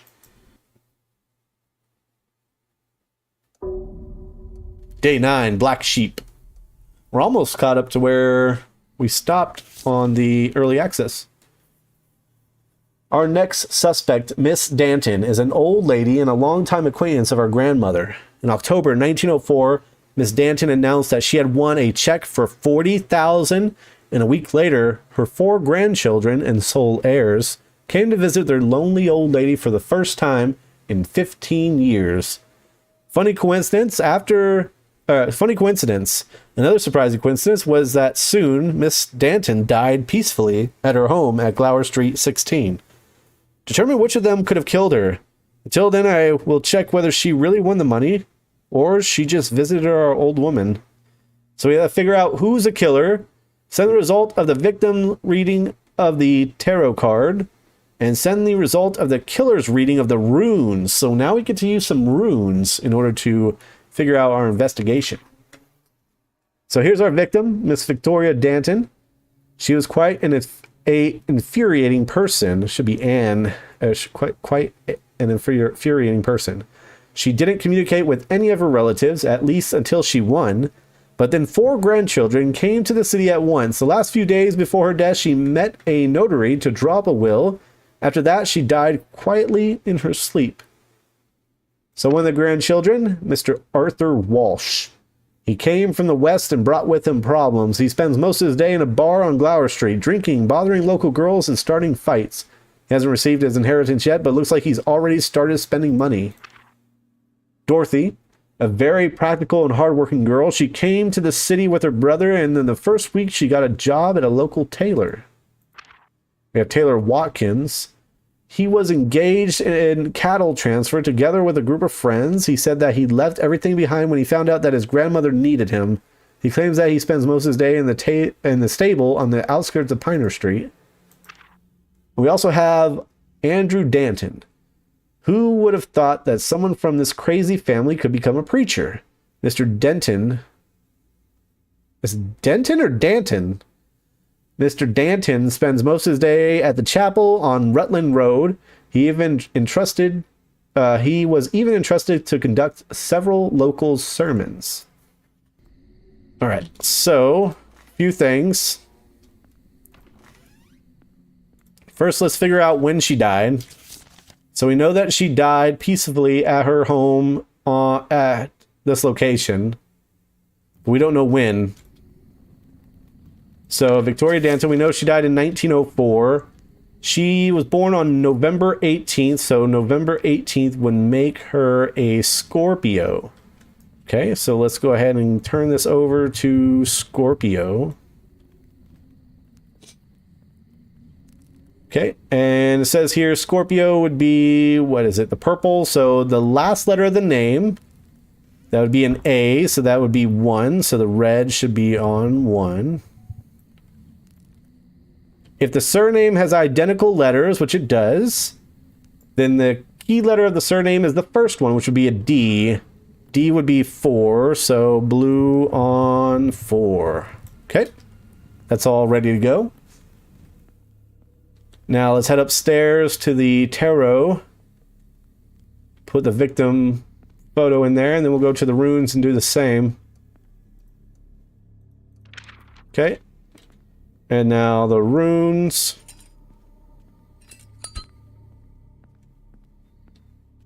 Should be over here.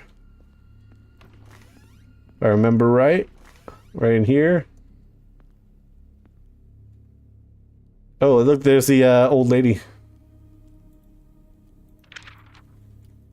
So with these runes, you put the suspect's dossier. Oh, you had to put the suspect on there.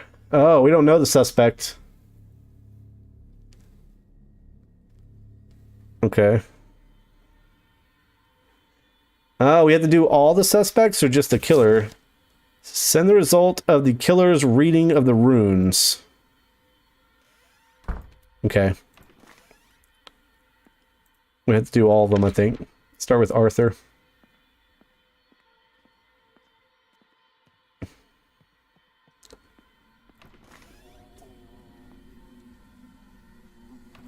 Okay, so we know it was in 1904. Probably October. We don't know the day or the hour until we light the candle. Hey, Chris. Here we go. Alright, let's see what's up.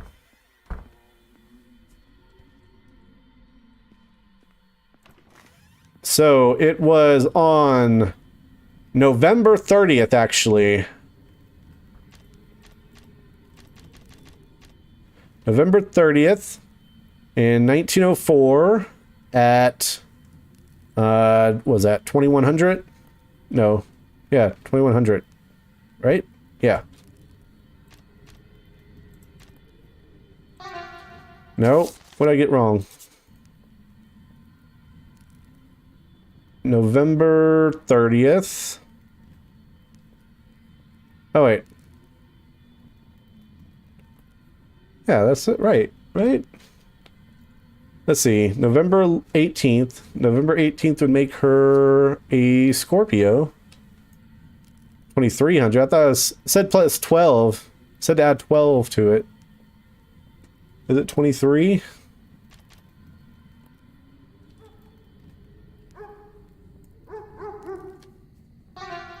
No, that's not it. Thought 9 plus 12 is 21.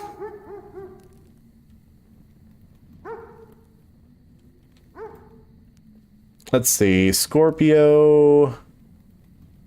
Purple. Last letter of the name is A. A is 1. Red's on 1. Purple. If the surname has identical letters, which it does, then the key letter of the surname is the last one, which is N. N is 5. Blues. Oh, blues on 5. That's what the issue is. Here it is. So it's actually on May 6th. Oh, come on. Clicking too fast.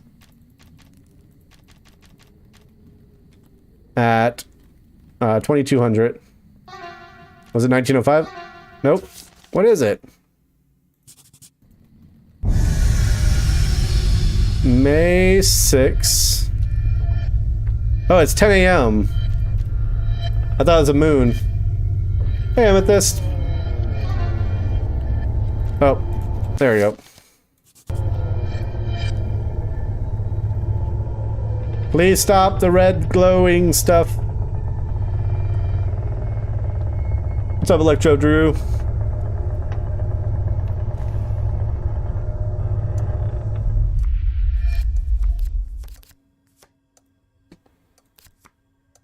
Okay, Temperance. Tower. Justice, that's the next one. The next one is Magician. Killer used the false identity. Use the runes. Killer has a false identity. Where is it? False identity. Person is alive. False identity.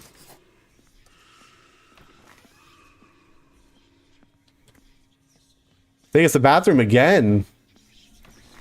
Yeah. Jeez. What's up with this old lady and trying to spawn out of the bathroom? Hey, Venus. Ghost hunting game? Ooh, fun. We're like a ghost detective, I would say. We're trying to solve crimes, like real crimes, using the help of Ghost. Alright, let's use the runes.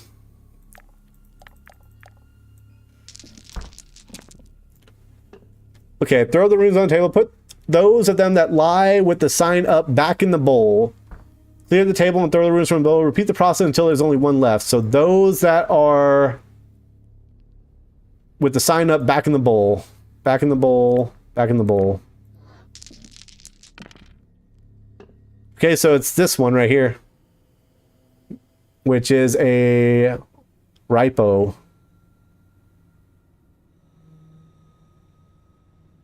Okay, so Ripo would be what? Journey, relocation. Person has found a new home. So I don't think it's him. It's someone that has a false identity.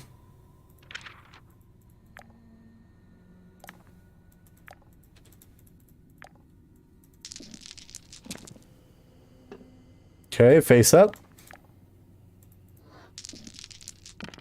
Oh, wait, maybe it is him. This one's a P. Woonjo. Woonjo, a new lover. She has a new lover. Let me try him again real quick. Make sure I did that right.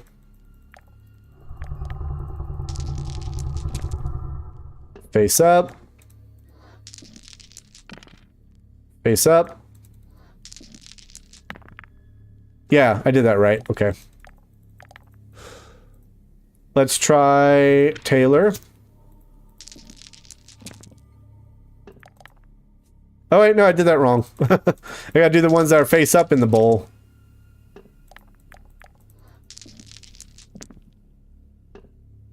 Okay, so that's the N. Haglas? Person has lost a lot of money. Let me just do this just to be sure. Yeah, person has lost a lot of money. So he should also be innocent then. So maybe it's Danton, Andrew. We're looking for someone who has a fake identity. Or a false identity.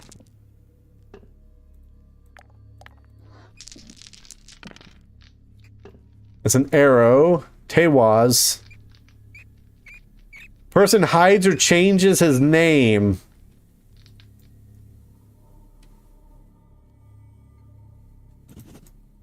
Says this person, he's a murderer.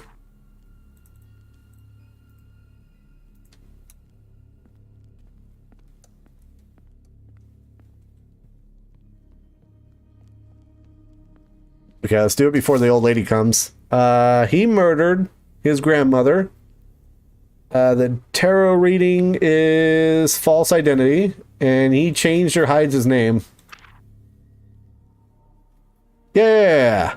It seems that our preacher not only decided to play the role of the grandson, but also to speed up the process of obtaining an inheritance. What? Are you telling me a preacher did something that was bad? What?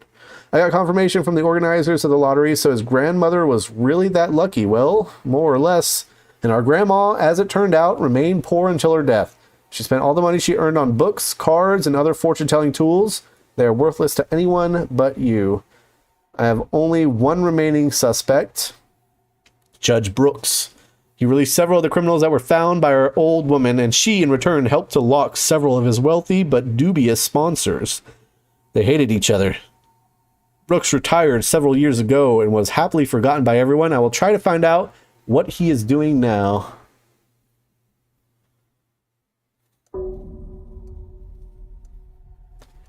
Murder at the Masquerade. Our investigation has reached a dead end. I don't know what to do anymore. I thought Judge Brooks just moved out of town, but it turns out he died 2 years ago. In 1902, Judge Brooks was considered a significant figure who made this city what it looks like today, for better or for worse. It was said that he was going to run for mayor. His murder still continues to worry several influential people. These people were with him at the time of the murder. They saw the woman who killed him. The problem is that the murder took place during a costume party at his home at Durham Road 5. We sifted out all the guests and servants who had an alibi. You will receive files of others. I thought they said they saw the woman who killed him, so it's a woman. You said they saw the woman who killed him. Maybe if we solve his murder, we will have new evidence on our old woman's case. I know that chance is small, but I have no more ideas left. Okay. Interesting. Interesting. So we have to send the killer's dossier, mark and send where the killer was at the hour of the crime, send the killer's distinctive features by performing dowsing on the victim, send the killer's secret by performing the rune reading on him. All right, so let's go ahead and do some prep work. First things first. He is August 8th. August 8th would make him a Leo. Leo is the circle with the loop. Leo lion, right? Yes. All right, a Leo is red. So the first letter of the name would be F. F would be 8. So red is on 8. If the surname has identical letters, which it does, then the key letter of the surname is the first one. So that would be B. B would be 2. So blue is on 2. So now we have the date and the time of his death, which we know it is 1902, August 21st. Oh, 21st. Jesus. Been saying a lot of words today. August 21st. Okay.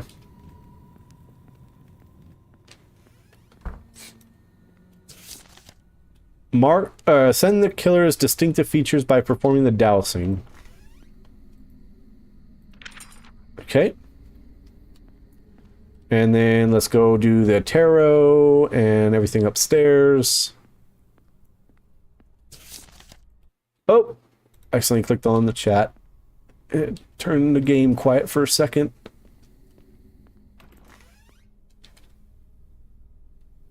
So 1902, we know it's August 21st. We don't know the time yet of the murder. There appears to be a murder.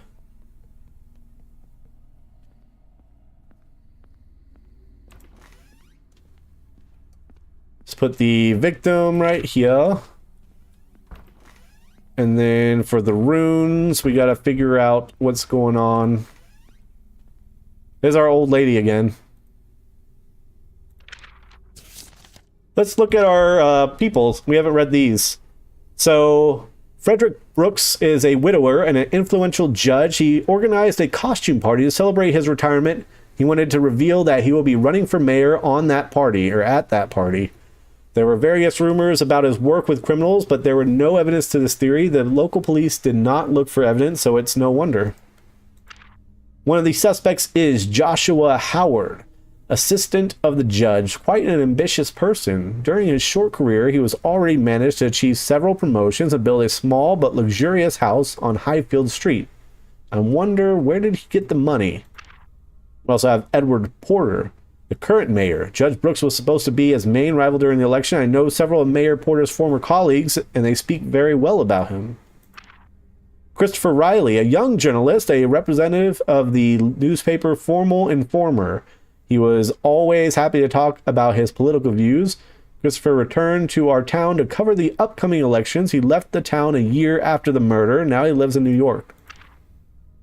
John Jordan, a servant in the Brooks house, worked for Mr. Brooks and his late wife for the last 20 years. Molly Fox, she worked as a cook in the Brooks house. She got her job a year before the murder. A month before the death, neighbors saw her running out of the house in tears, but Miss Fox said it was due to problems in her own family. Kayla Jenkins, the matriarch of an influential but not very law-abiding family. Her sons own a significant part of the neighboring fields and lands. We receive constant complaints about their behavior, but none of them have been yet been convicted. Brooks invited her to this party. Maybe it was a simple courtesy, or they agreed on some form of alliance. We also have Miss Mayer, or Mayer. I'm going to say Mayer. The sister of Mr. Brooks's wife. After the death of Miss Brooks, their relationship deteriorated. At the farewell party, many people saw them arguing intensely about something. She became the heiress of the house and money of Mr. Brooks. Interesting.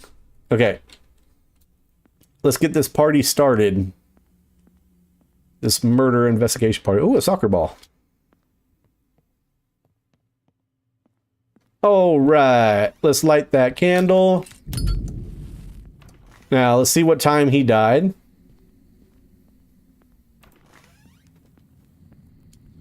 It looks like he died on August 21st at 1900.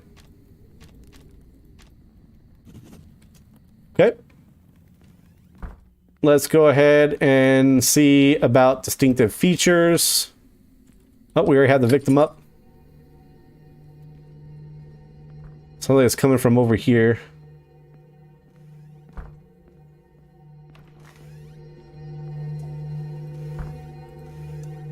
No? It's upstairs, I think. Where's the staircase? Here it is.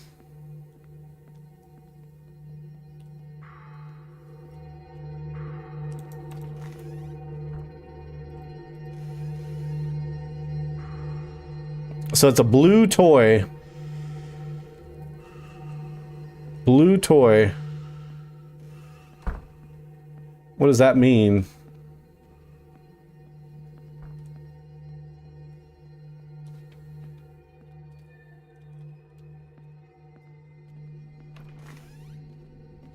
So a toy, color of the toy shows the color of the murderer's eyes. So the murderer has blue eyes.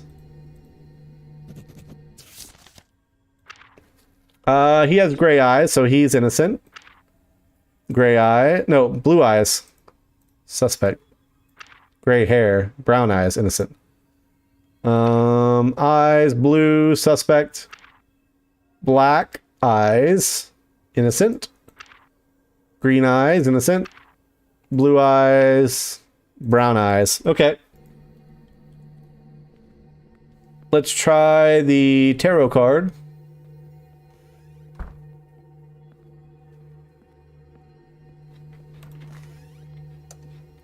There we are. First card. Justice. Nice. This next one is it. The Magician. The Magician. Killer used a false identity. Okay, so now let's figure out who has a false identity. Someone broke something again. I don't appreciate that. This is my grandmother's house. Alright, so it's either Edward Porter, Christopher Riley, or Kayla Jenkins. Edward Porter, do you have a false identity?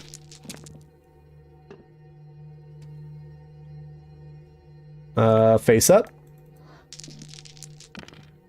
So that's the D. That's purees, which is giant new pose. The target has lost or found a new job. So it's not him. Let's try the journalist.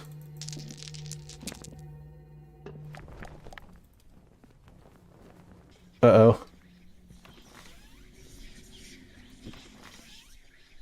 Oh, it's downstairs. Oh no, I'm not gonna make it.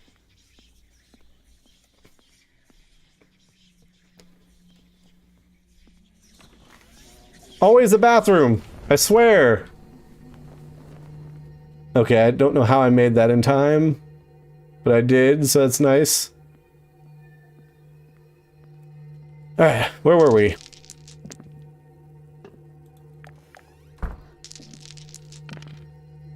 So that is what? Manas? Person hides or changes gender. Okay, so Christopher Riley hides or changes his gender. What about Kayla? Uh-oh. We're running out of juice on our candle. Looks like it's Kayla. Kayla Jenkins. That's the arrow. That's the Tewaz.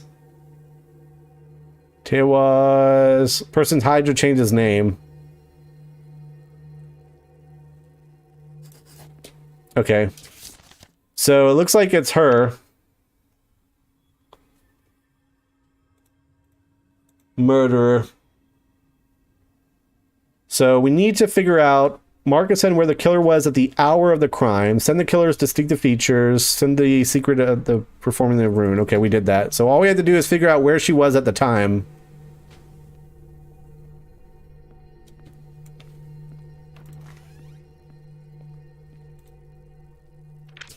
And the time was, what? 1900.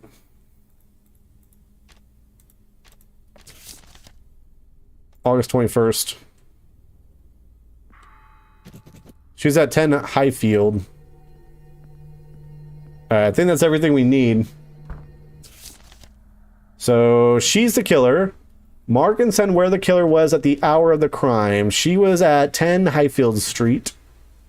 Send the killer's distinctive feature by performing the dowsing. So the killer has blue eyes. And the the rune reading is person hides or changes his name.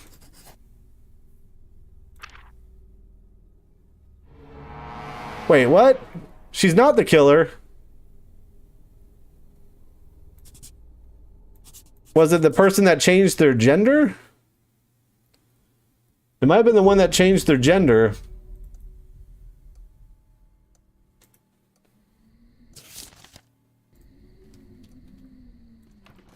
Okay, well, we know it's 1900.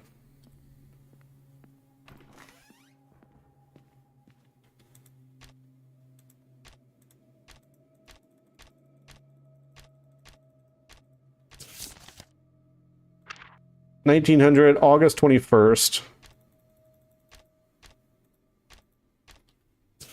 1902.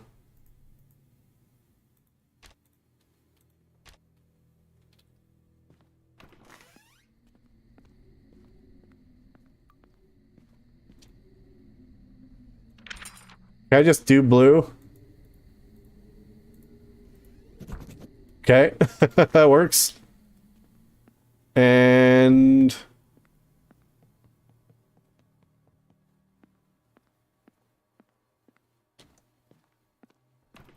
I guess can we just do this and do this and then do changes gender?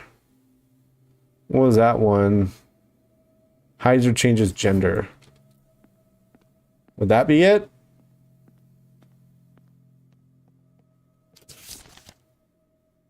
Because actually it says Durham Road. So the person... Was the person at Durham Road? Maybe that's the issue. Maybe because she wasn't there. Let's see where he was at the time.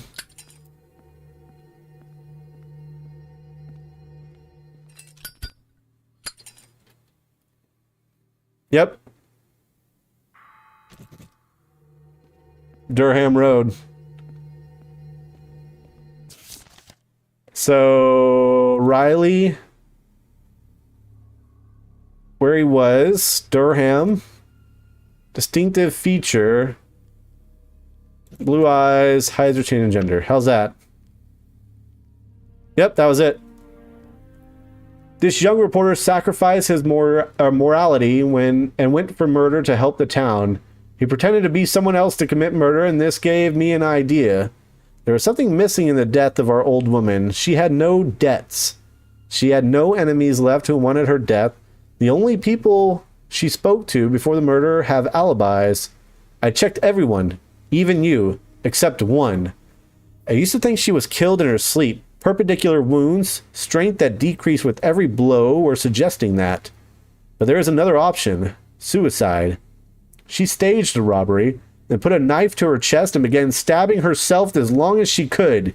She did everything to make her death look like the murder of our parents, so that we can start an investigation, so you can take her place. All of this is part of her plan, and I'm afraid that soon we will find out exactly what she's up to next. So our grandmother stabbed herself to death. That's messed up. Day 11. Okay, this is all new now. Shot next door. Tunnel? What does the tunnel have to do with this madness?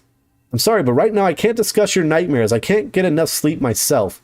I saw how my boss died yesterday. I stood a step away from him. There's a loud clap, and a bullet pierced his chest. An eerie sight to behold. What's worse is that we were in our department at Piner Street 4. Judging by the trajectory, the shot was fired from the roof of one of the neighboring buildings. To complicate matters further, the boss announced the upcoming layoffs last month. We suspect it could have been one of us. Hey, Dumb Bucket, welcome to Event Texas. Appreciate that membership, bud. Thank you so much. Welcome, welcome. We got a lot of new members today from a lot of generous people. Thank you so much. You are now a Ven Texan. So let's go ahead and look through everything. Mr. Darville, he was the boss. He was a good and honest cop, but an insufferable superior. Half of the department hated him, especially after last month he threatened everyone with massive layoffs. There is Samson Stevens. He's dead. My colleague, he burst into police station department with a pistol in his hand. 10 minutes after the shot. He claimed that he was in the apartment during the shooting and ran out to catch the killer. Unfortunately for him, no one remembers that he was there that morning. We have Jordan Hole also died. He is a grumpy officer from an old times. Jordan had personal problems with my boss. Our chief refused to let him go on vacation without giving a reason, which led to unexpected big fights. I'm not sure, but it looks like he was not in the station when the shot was fired, so he died. Are they dead? No, they're still alive. Why does it say date of death on everybody? That's weird.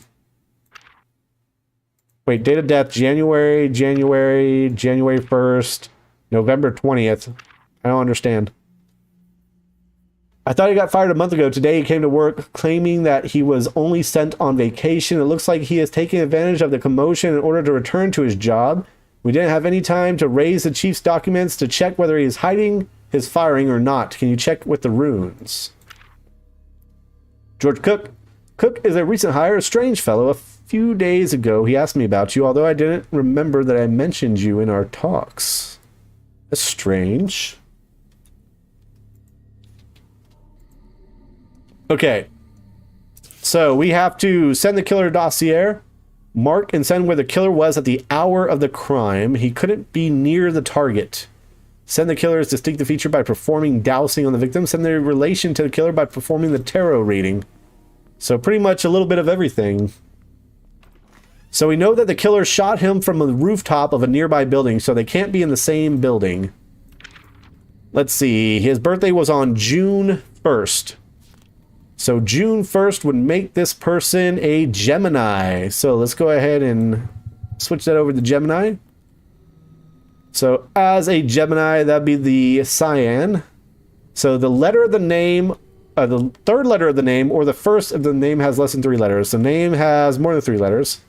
So the third letter of the name would be O. So O would be 7. So red would be on 7. And next one, Gemini. There are more than 5 letters in the surname. Yes. Then the key letter of the surname is the 5th one. 1, 2, 3, 4, 5. That'd be the I. I would be 1. So blue is on the 1. All right. You think it's a cat? Yes, that's Cheeseburger the kitty. Yep. Yep, that's my kitty. That's my cheeseburger.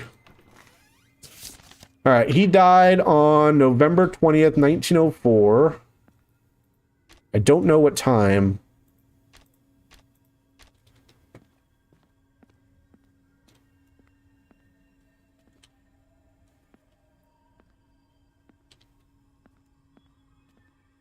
Let's go upstairs. Put the victim. I don't know if we need the runes for this one. Maybe we do. I know he wanted us to use the runes to see if that guy actually will stop, but I don't know if we need to. Have a good night, Sarah. Appreciate you coming out and supporting the channel. I still need to do the victim identifier. Or the suspect identifier. Alright, here we go. Let's get this party started. Let's see who shot the police chief.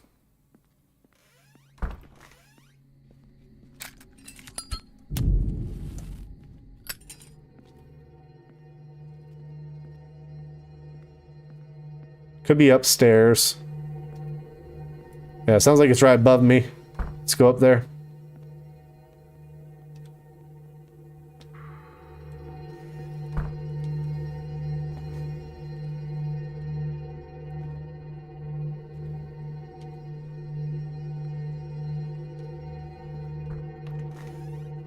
Where is it? Oh. No.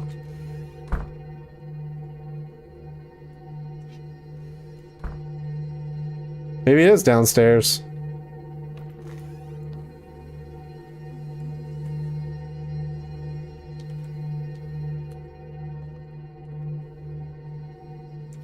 Yeah, I don't see nothing up here.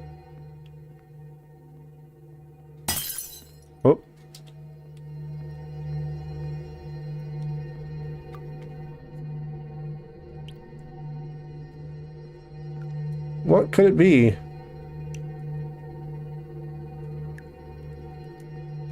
I don't see nothing down this way.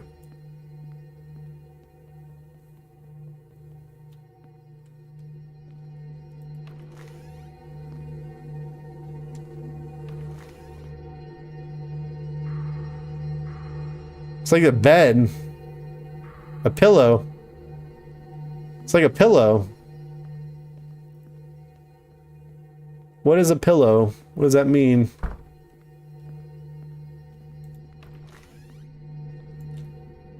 Bed. Murder is 29 years old or younger. Okay, so he's 26. Suspect. You are innocent. Suspect. And suspect. Okay. So let's see what hour he was murdered. So November 20th, obviously. I should have did this earlier. Not a big deal. 1904, right? Yes. At 10 a.m. Okay, so we know he was murdered at 10 a.m.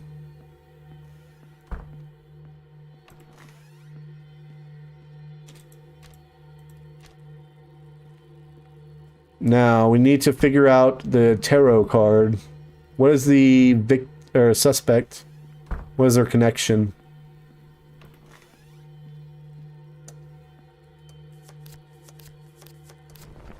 Oh. Sounds like it's below me.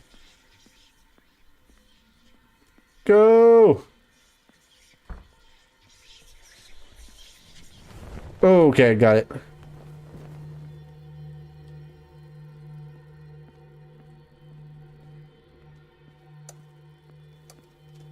Alright, first card. Empress. Next.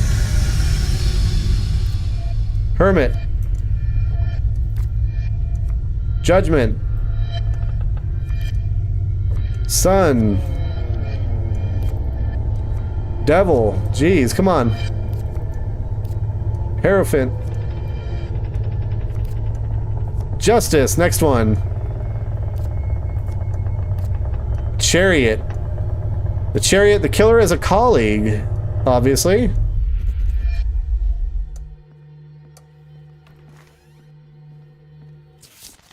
Okay, so we know who's innocent.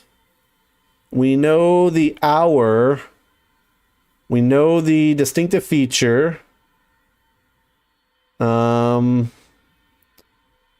the relationship is a colleague. So all we need now is to know who did it. Who done did it?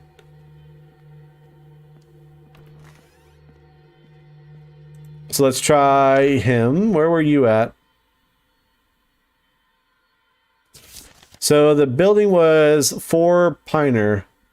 So it couldn't be in the same building. Piner Street 4. So he's innocent. It can't be in the same building.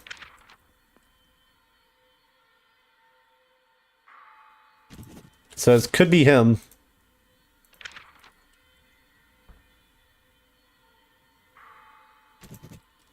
So it could be either of these two.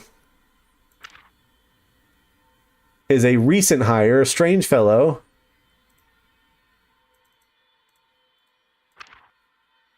He got fired a month ago. Today he came to work claiming that he was sent on vacation. So we have to see about the runes. We have to see if he was actually sent on vacation. It says here, today he came to work claiming that he was only sent on vacation. It looks like he has taken advantage of the commotion. We didn't have time to raise the chief's documentations and check whether he is hiding his firing. So if he's hiding his firing, it could be him.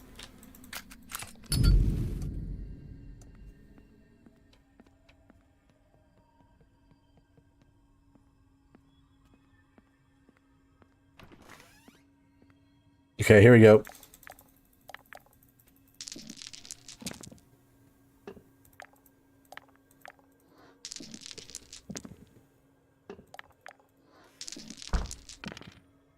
So that's like a D. Purees. The target has lost or found a new job. So it looks like he did lose his job.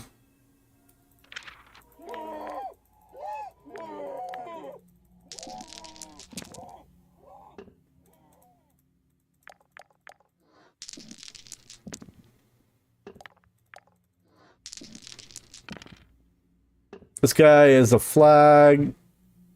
Anus. A crisis or a finding of new faith. So I guess it'd be the guy that actually lost his job. And now he came in saying it's okay. Somebody boss dies, took steps. So it's a colleague, 26 years old, or 29 years old or younger. It's not in the same building. Neither of these two were in the same building.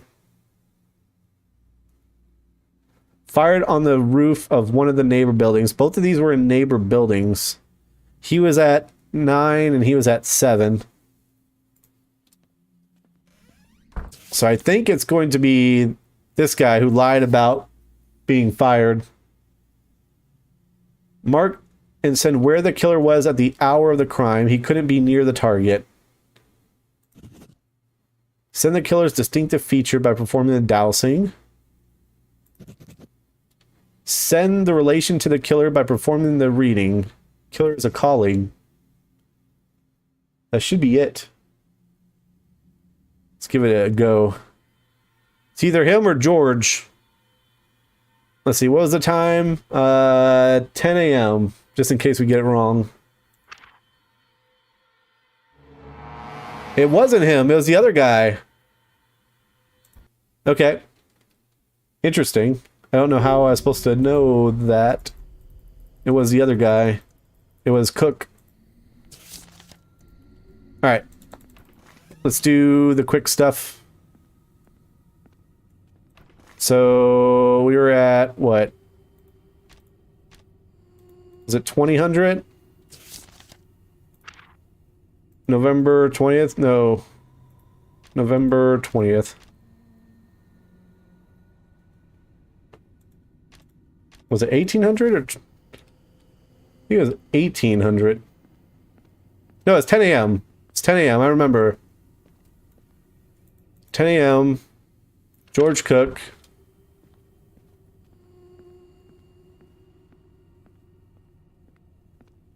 Okay, less than 29. I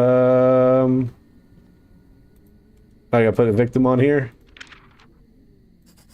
Got it.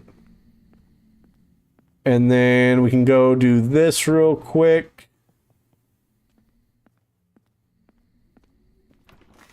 And this one was a colleague.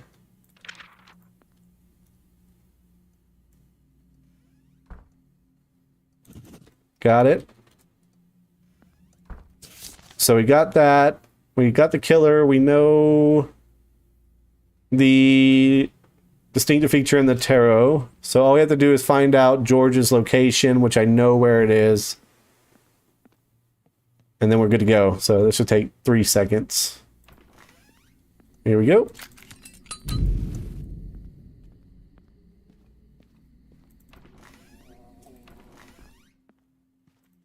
George, you were at 7, no 9. I wonder why it's George instead, though. He's 27. Both of them are under 29. He's a recent hire, just a strange fellow. Asked me about you, although I don't remember mentioning you. I mean, that's suspicious. But none of the stuff, none of the clues really tell me that it's either him or Patrick. I mean, this guy got fired supposedly a month ago, and now he's coming back saying he was actually on vacation. And we saw with the runes that he's actually fired. So it's weird that he was fired and then came back saying he's on vacation, and the runes prove that, but he's still not the killer. But he's under 29 years old. He's a colleague, or he was a colleague. Maybe it's because he was a colleague. Maybe because he wasn't a colleague at the time that he died, that the boss died. Maybe that's it. He's a colleague currently. Maybe that's where I got mixed up. George Cook. Let's see. Hour. Where he was. Dowsing. And tarot. There we go. We found a makeshift altar in his house with 2 photographs on it. Our photos. Cook didn't want to kill our captain. He aimed at me. My colleague, a policeman, tried to kill me. And you should be next. I don't know what is threatening this town, but now it's gunning for us. I need a drink.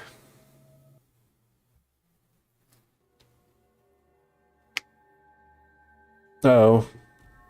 What's happening now? Uh-oh. What's going on? Why would we sleep here?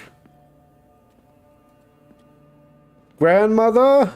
Have you baked me some cookies? I'll take that as a no. Oh, maybe she did.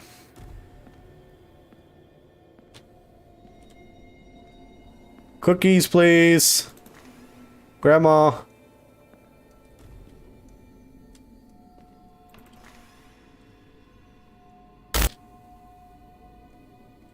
Were you pointing at cookies? Oh, you're pointing at the cellar or the basement.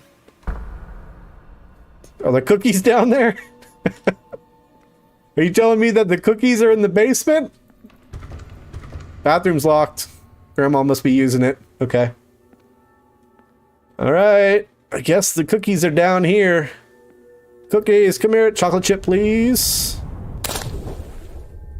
There's no cookies down here, Grandma. Oh. Is that her? Explosion! Michael Bay.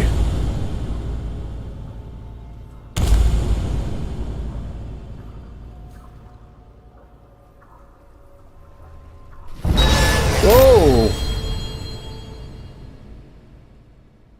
Okay. Day 12.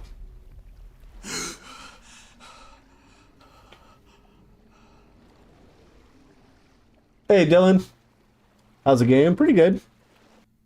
We finally passed the point of our early access playthrough. Now everything is new and fresh. Like the last one we just did. Are you okay? To see a body at one's own doorstep, it must be shocking. We are trying to establish dead girl's identity, but so far unsuccessful. I'll tell you right away, your alibi was confirmed. You are in the clear. This cook that we arrested escaped yesterday. I'm sure that is he or his accomplice, the one who helped him escape. They wanted to intimidate you, but they don't know yet that we will not stop you. You must find them before they get to us. The escape took place at 1400 at the stables at 17 Piner Street. The prison escort was killed by Cook's accomplice. The girl whose body lay at your doorstep was killed on the same day at 2300. Let's find those bastards. So send where escaped George Cook is now. Send the dossier of the killer who helped Cook escape.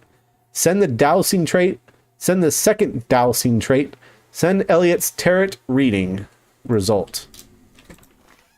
Okay.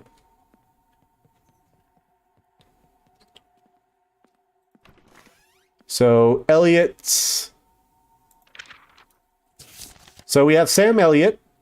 The ranger was sent to escort Cook to a more secure prison. This was a quick job as someone ambushed him at the stables. He got shotted. He got shotted in the back. I hate when that happens. Mr. Elliott bled to death before someone could help him. Jeez, he got shotted. We found this girl's body at your doorstep. If you hadn't been with me all day yesterday, you'd be on the list of suspects. Last week, she was seen among the homeless on the outskirts. Hey, Dylan, welcome to the Ven Texans. Appreciate that support, buddy. Can we get some Lydia loves and some hearts down in the chat? Thank you so much. Appreciate that. Welcome, welcome. Now you are an honorary Ven Texan. Okay, we also got... Hey, Dumbucket, appreciate the 5 gifted memberships. Thank you so much. We get some Lydia loves, some hearts down in chat. Thank you, Dumbucket. Everybody's been so generous today. We got a lot of new members, which is awesome. community is growing. We got a good community here. Good stuff. A lot of good people around this community. Evan Houghton. Houghton is a fugitive which was arrested by Ranger Elliott a couple of years ago. Now Houghton was arrested by us. We found him at the scene of the crime with a revolver in his hands. Evan does not deny that he was going to get revenge on the Ranger, but claims that someone got to Elliott before him. Danielle is Elliott's ex-girlfriend. The first thing the Ranger did when he arrived in the town was to meet her. Danielle said she went to the stable only to say goodbye to him. Patrick Owen, the vagabond, was detained next to your house near the girl's body. We didn't get much from him, only some incoherent phrases about figures in the night. Ben Roberts is a musician who recently settled down in our town. He was seen near the stable during the time of the murder. He says he went there to leave our town, but Cook might as well have bribed him to get out. George Cook, wasn't he in the last one? This guy right here. Didn't he? Yeah, he killed the chief. I proposed to transfer Cook to another prison because I was afraid that he had some accomplices in town. It's a pity we didn't manage to do it in time. Now we must find him. Okay, so the person that killed the chief is on the run. Awesome. And last we got Patrick Whitney. We found out that Patrick was indeed fired last month. Yeah, I told you that. But he continues to come to work and make scandals. He also showed up at the scene of the Ranger's murder as if he wanted to investigate himself. It seems that he is starting to have problems with the perception of reality. All right, lots of stuff. Lots of stuff to unpack there. So we got Elliott's up there. We have to go ahead and get the victims for the dousing.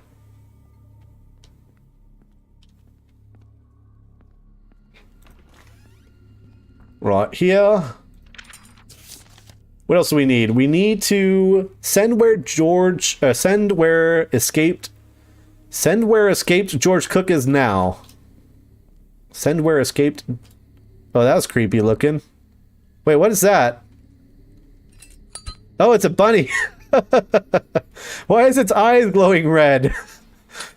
Okay. George Cook. So send it now. So December 5th. December 5th. At 2000.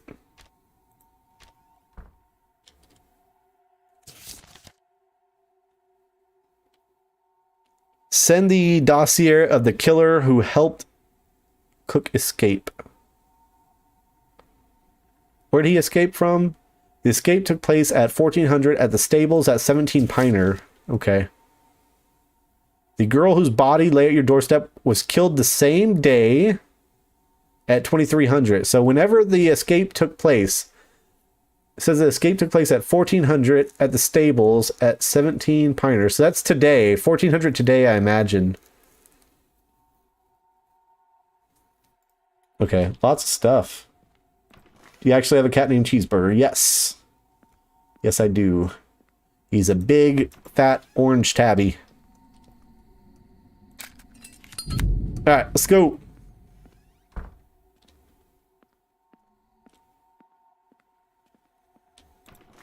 So where is Elliott now?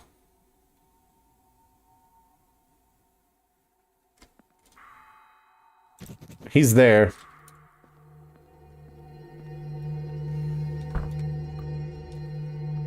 Okay, let's find this trait. It sounds like it's upstairs. Hey, absolute loot. Absolute. Dumb Bucket gifted you a membership. Welcome to Event Texans. Oh.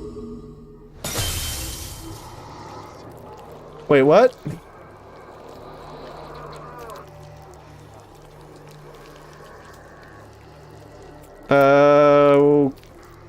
Okay.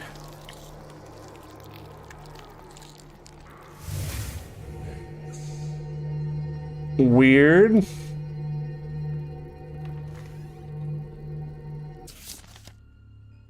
He will give us eternity.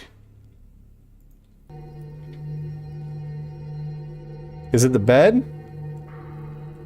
No, it's a black shirt. Black shirt. He will give us eternity.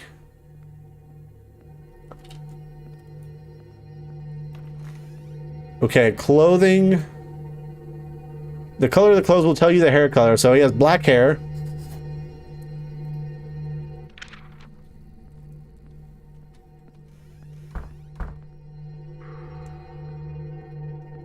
It's on the other side of the... Oh, wait, look.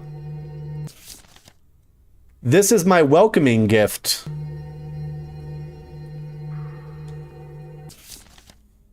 The chalice lies underground. So it's a black bunny.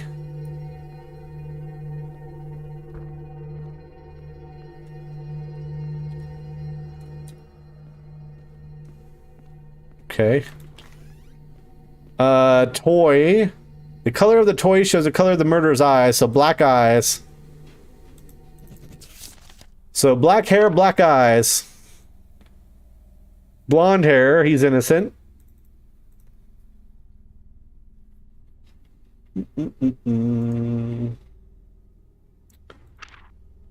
Black hair, blue eyes, innocent. She's a suspect. He's a suspect. Innocent, I guess? Even though he killed somebody? Suspect. Okay. Send Elliot's tarot reading. Tarot. I keep saying tarot. Tarot. One day. I'll figure it out. Tarot reading. Tarot.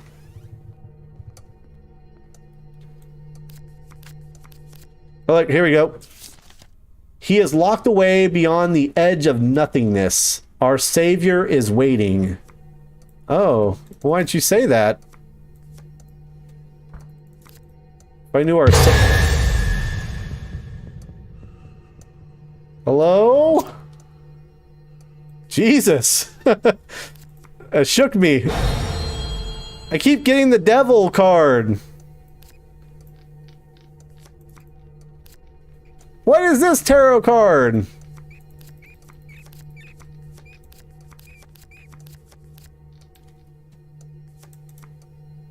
Justice. The Emperor. The killer is a man. Okay, so she's innocent. So it's one of these two guys.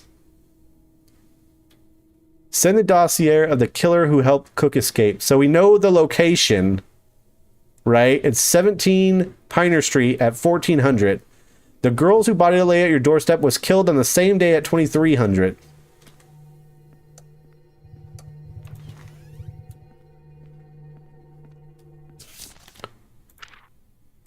Should I try December 12th? December 12th.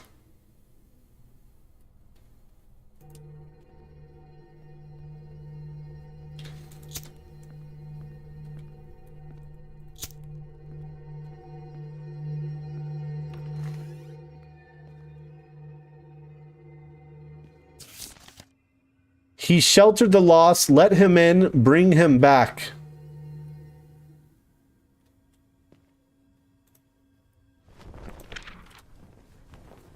Always about King of Mirrors is waiting.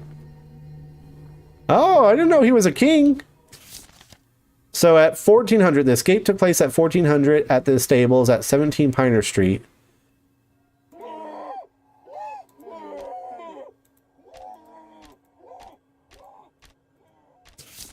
It is actually on the 4th. Why did I say the 5th? No, it says December 5th. See? Oh, where he is now. Today's the 5th. He escaped on the 4th at 1400 at 17 Piner Street. Let's see. 17 Piner Street.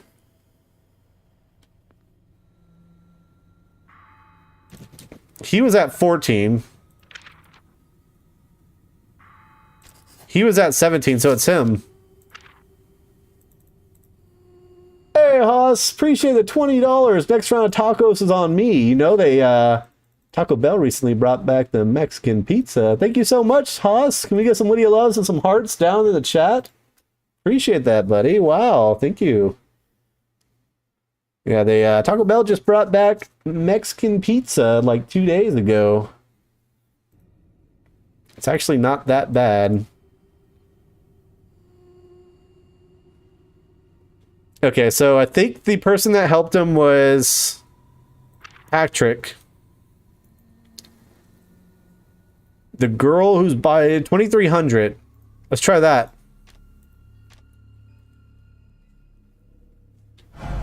Oh, where do we live? What's our address?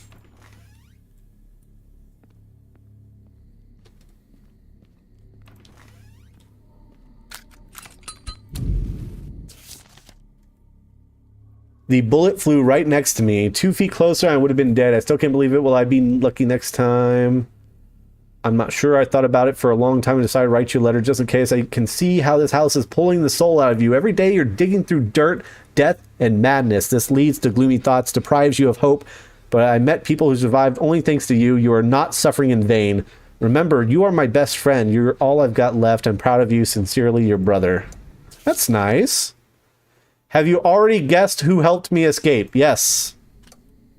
Is he here in this house?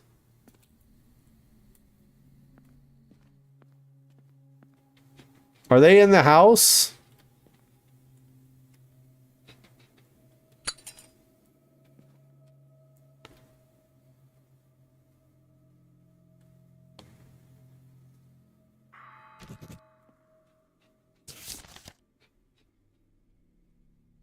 I don't know what my doorstep is, but he was there at 17.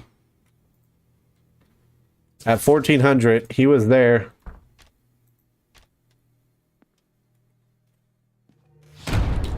God, stop.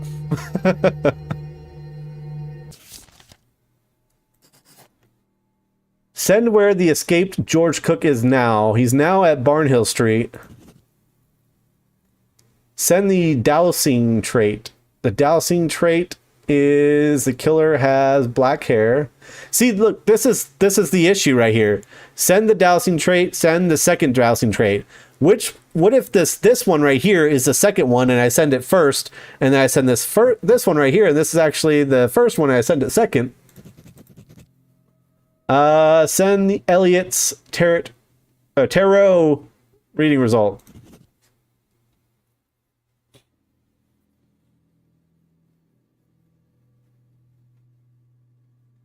I think that's it.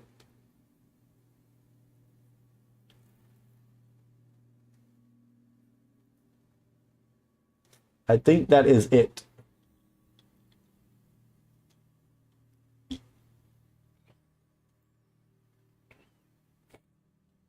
Let's try it. We were right. Nice. I'm sorry, but your brother can't answer you anymore. I've already visited him. But don't get upset. I can be your new friend.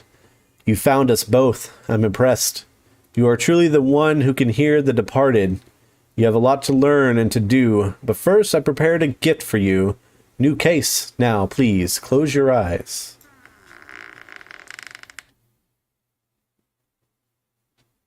How can I read if I close my eyes? Oh! What is that? Is that a bat? Or no, that's a stick. That's a branch. We got hit with a branch that sounded like metal.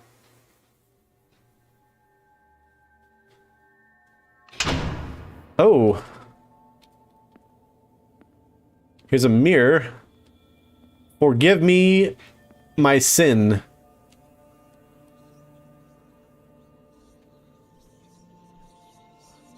You're walking in place. Oh.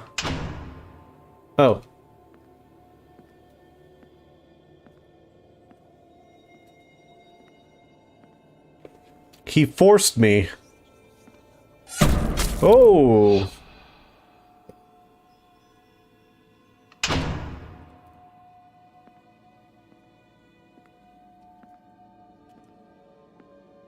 We've been tainted by his thoughts.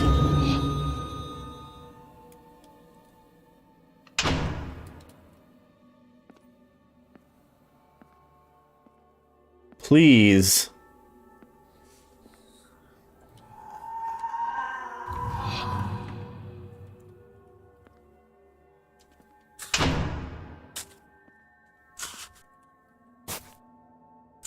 Sounds like digging a grave. Don't bring us back. It's a graveyard.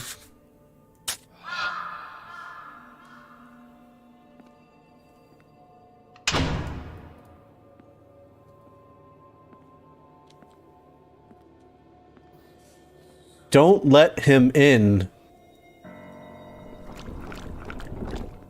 Uh-oh, SPZ 106.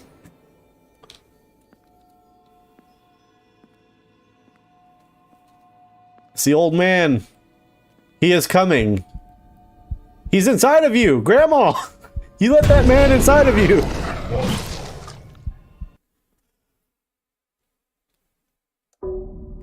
Day 13, first death.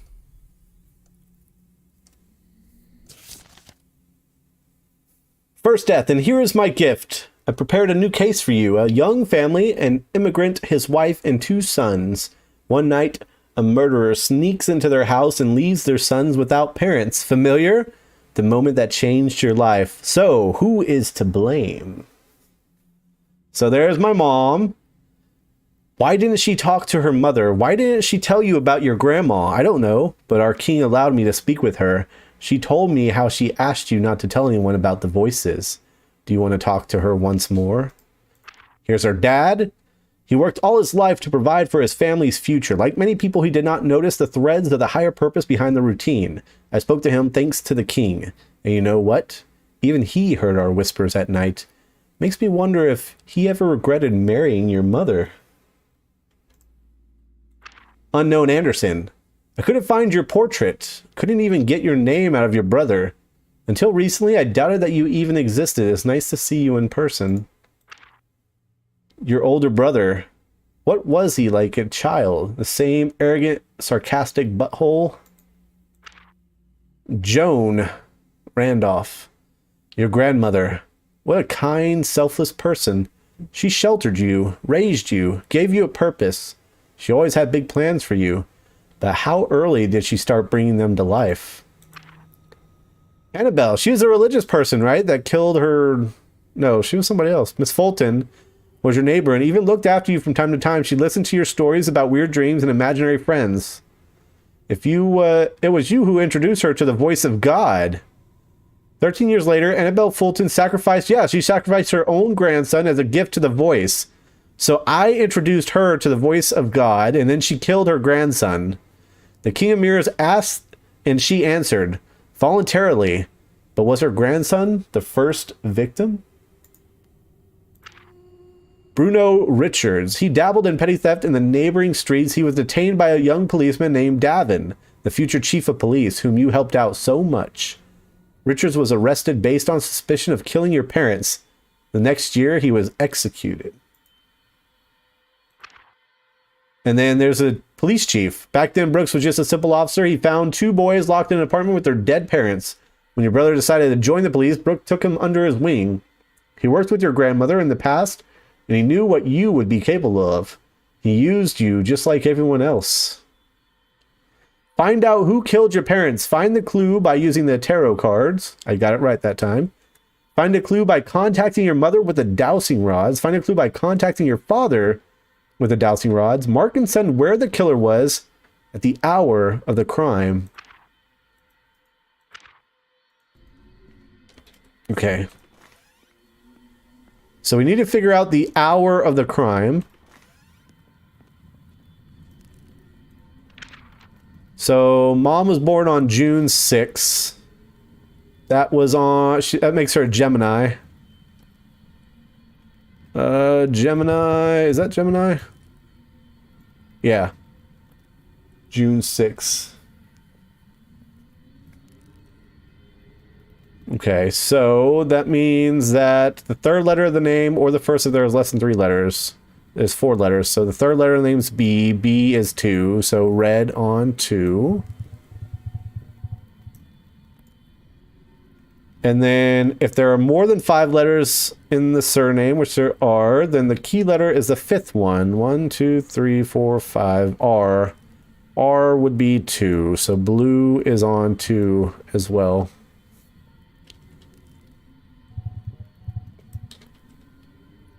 Okay. Now we can figure out what time. But they died on December 12th. No, December 1st, 1891.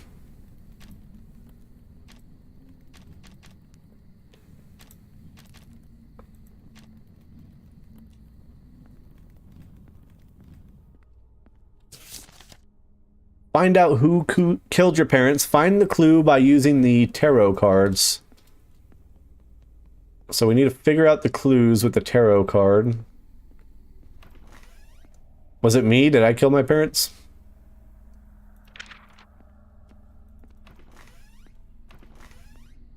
Oh, there's a crib here. And a hamster?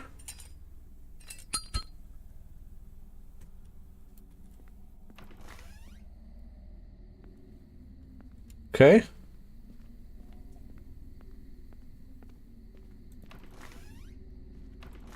I don't know what it means when it says communicate with your parents. Find a clue by contacting your mother with a dowsing rod. How do I contact her with a dowsing rod? I know how to find the clue. But how do I contact my mom with the dowsing?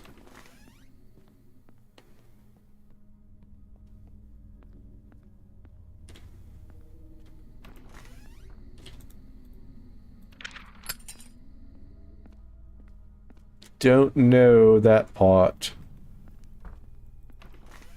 Alright, let's get started, shall we?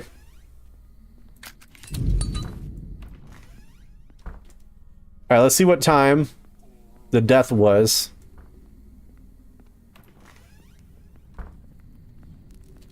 It was at 2300.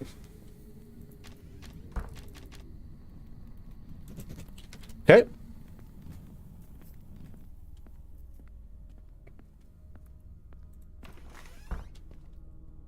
Old home outside dead.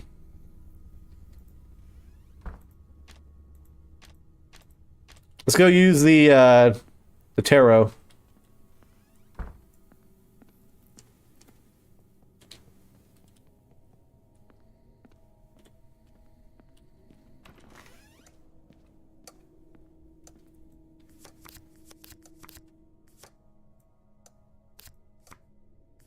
Magician.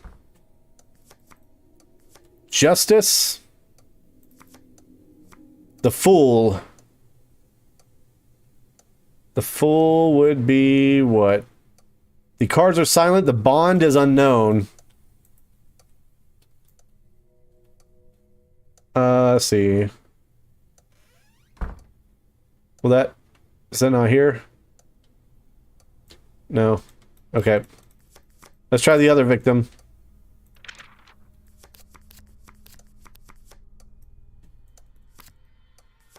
Lovers. High Priestess. Magician. Justice. The Empress. The killer is a woman.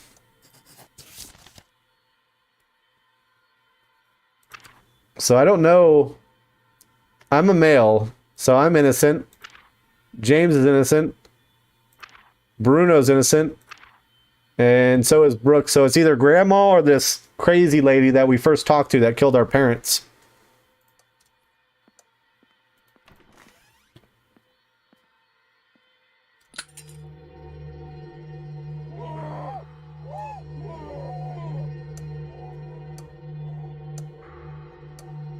So this is a clock. We got a clock right now with the picture that we have in there.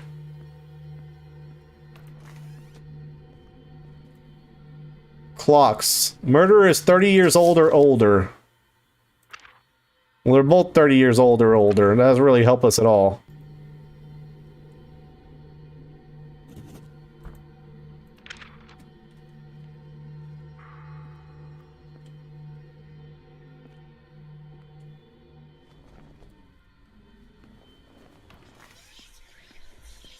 Bathroom again. She's like forgotten all the other mirrors. It's a green dinosaur. What does a green dinosaur mean? Toy green. The color of the toy shows the color of the murderer's eyes. So the murderer's eyes are green. Murderer. She's also got green eyes. They're both murderers. Okay, it's one of them. Okay. So we know the killer's a woman. We know that she's over 30. We know that the killer has green eyes. So we need to figure out, mark and send where the killer was at the hour of the crime. So we know the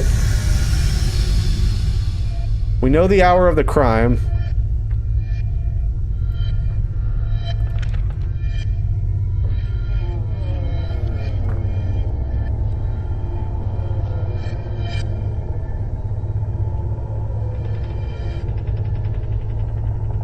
You done yet?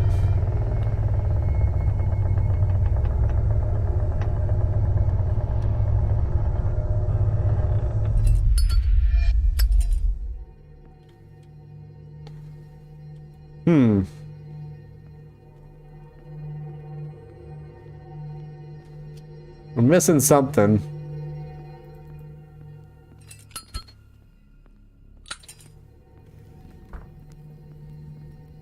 I wonder if Dad also died at 2300.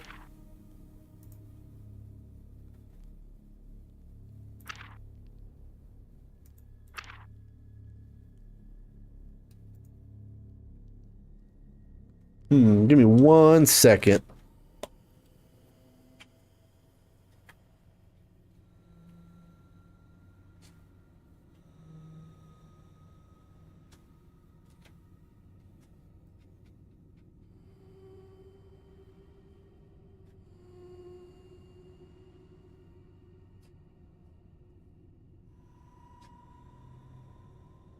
All right. Let's see. What would it be? We use the cards. Find a clue by contacting your mother with the dowsing. And contacting your father.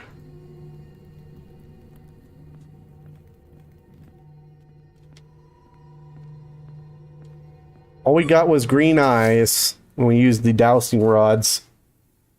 I bet it was Grandma and she died. She was dead. She killed them from beyond the grave.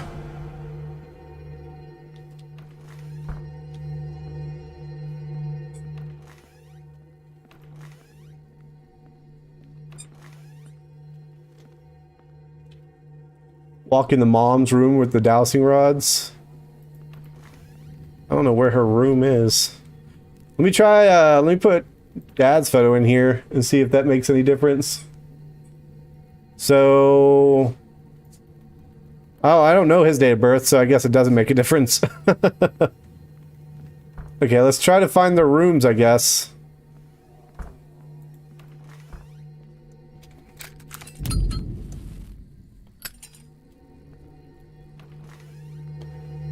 Would be up here.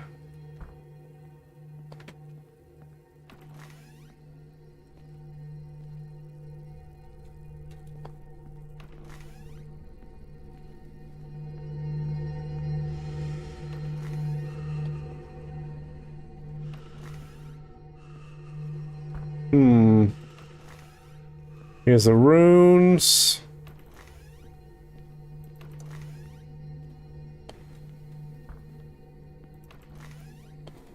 Bathroom.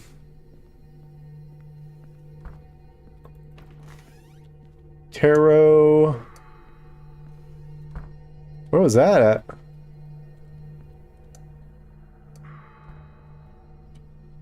That's weird.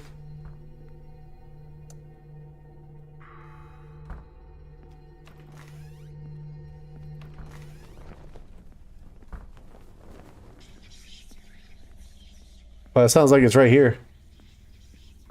It's downstairs, I think. Go, go, go, go. Cover it. Oh.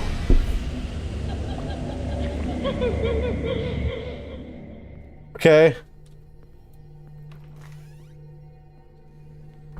Yeah, I don't think they have rooms, at least none that we've seen. Maybe I should get rid of the picture in here. I don't know. Oh, will it work right here?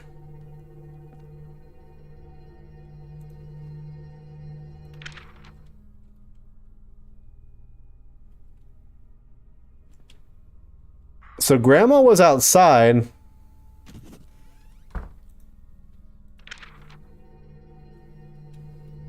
And she's nowhere. So I guess it's Grandma outside, right?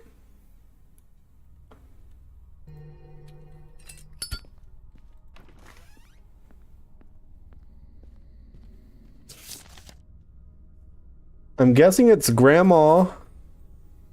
You find the clue by using the tarot card. She's a woman. Find a clue by contacting your mother using the dowsing rod. Find a clue by contacting your father using the dowsing rod.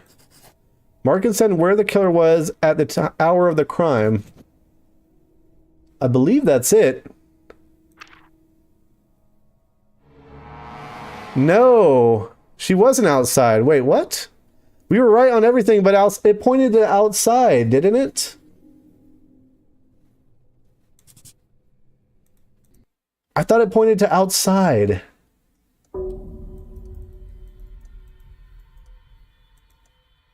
It had to be dead. Am I tripping? I'm fairly confident it pointed to outside. It pointed to the left, which is outside. What the heck?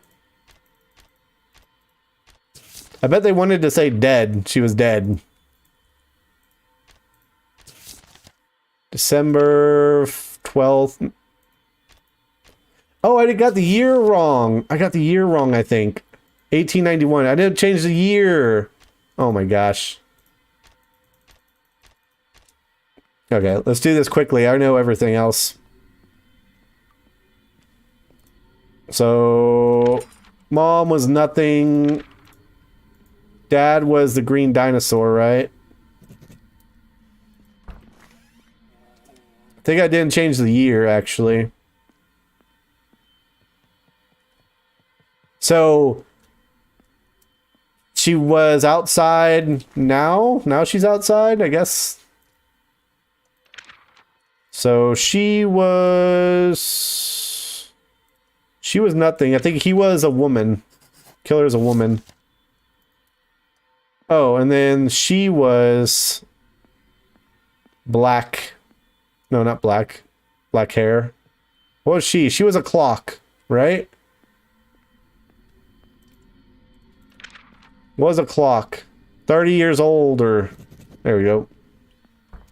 Alright, so we know it's her. She's the murderer. We got the tarot cards. We got the dowsing. Now we just gotta figure out where they were, and that's it.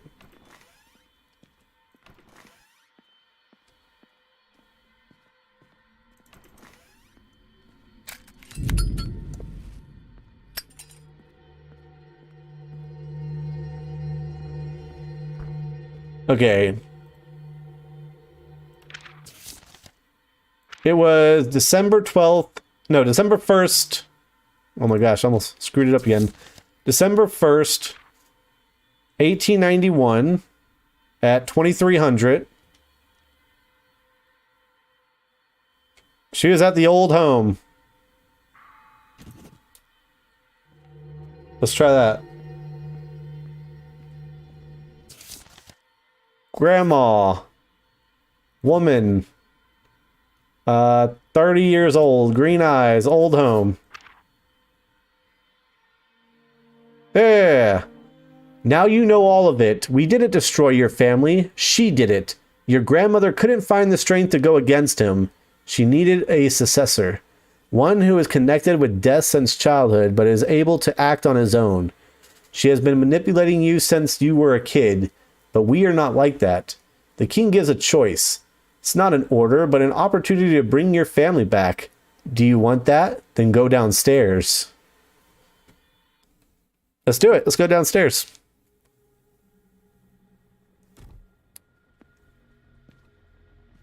He gives you a chance. Okay. Coming. Ooh. You'll no longer be alone.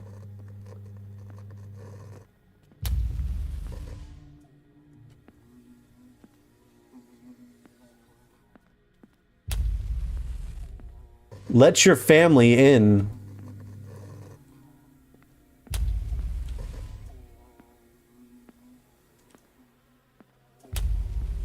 Smash the mirrors.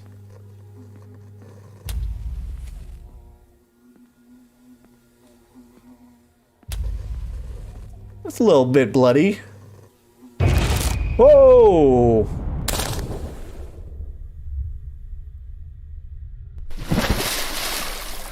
This is fine. The heck is that? Smash it!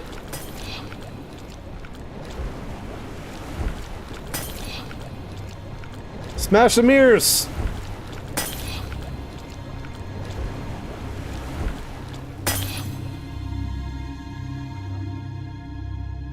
We did it!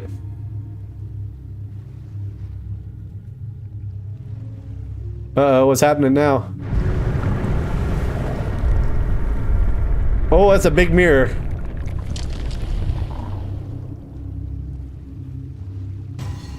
That mirror is grande.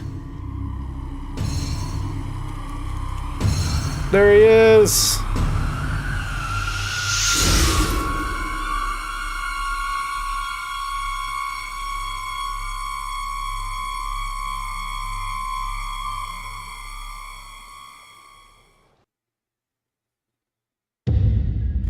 Prognostic.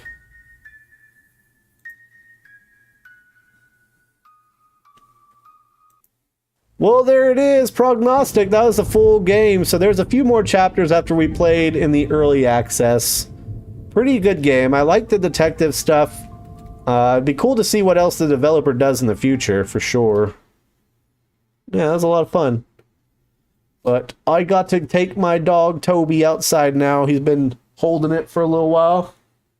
I appreciate everybody being here today. Thank you for all your generosity this stream. Had a lot of new members like crazy. Thank you so much. Appreciate y'all. Appreciate you, Hoth. Appreciate that $20 donation as well. I know Stonewoot and Jesse and who else? Dumbbucket as well. And who else am I forgetting? There's a few other people. I know Mantra resubbed, so that's awesome. Yeah, we got a lot of subscribers and stuff today. Dylan, appreciate you as well. Thank y'all so much for being here tonight. I hope you enjoyed the stream. If you did, make sure you go ahead and hit that like button. Subscribe to the channel. Check out the Twitter and the Discord. That's where I announce when I'm going live, and I will see you guys next time.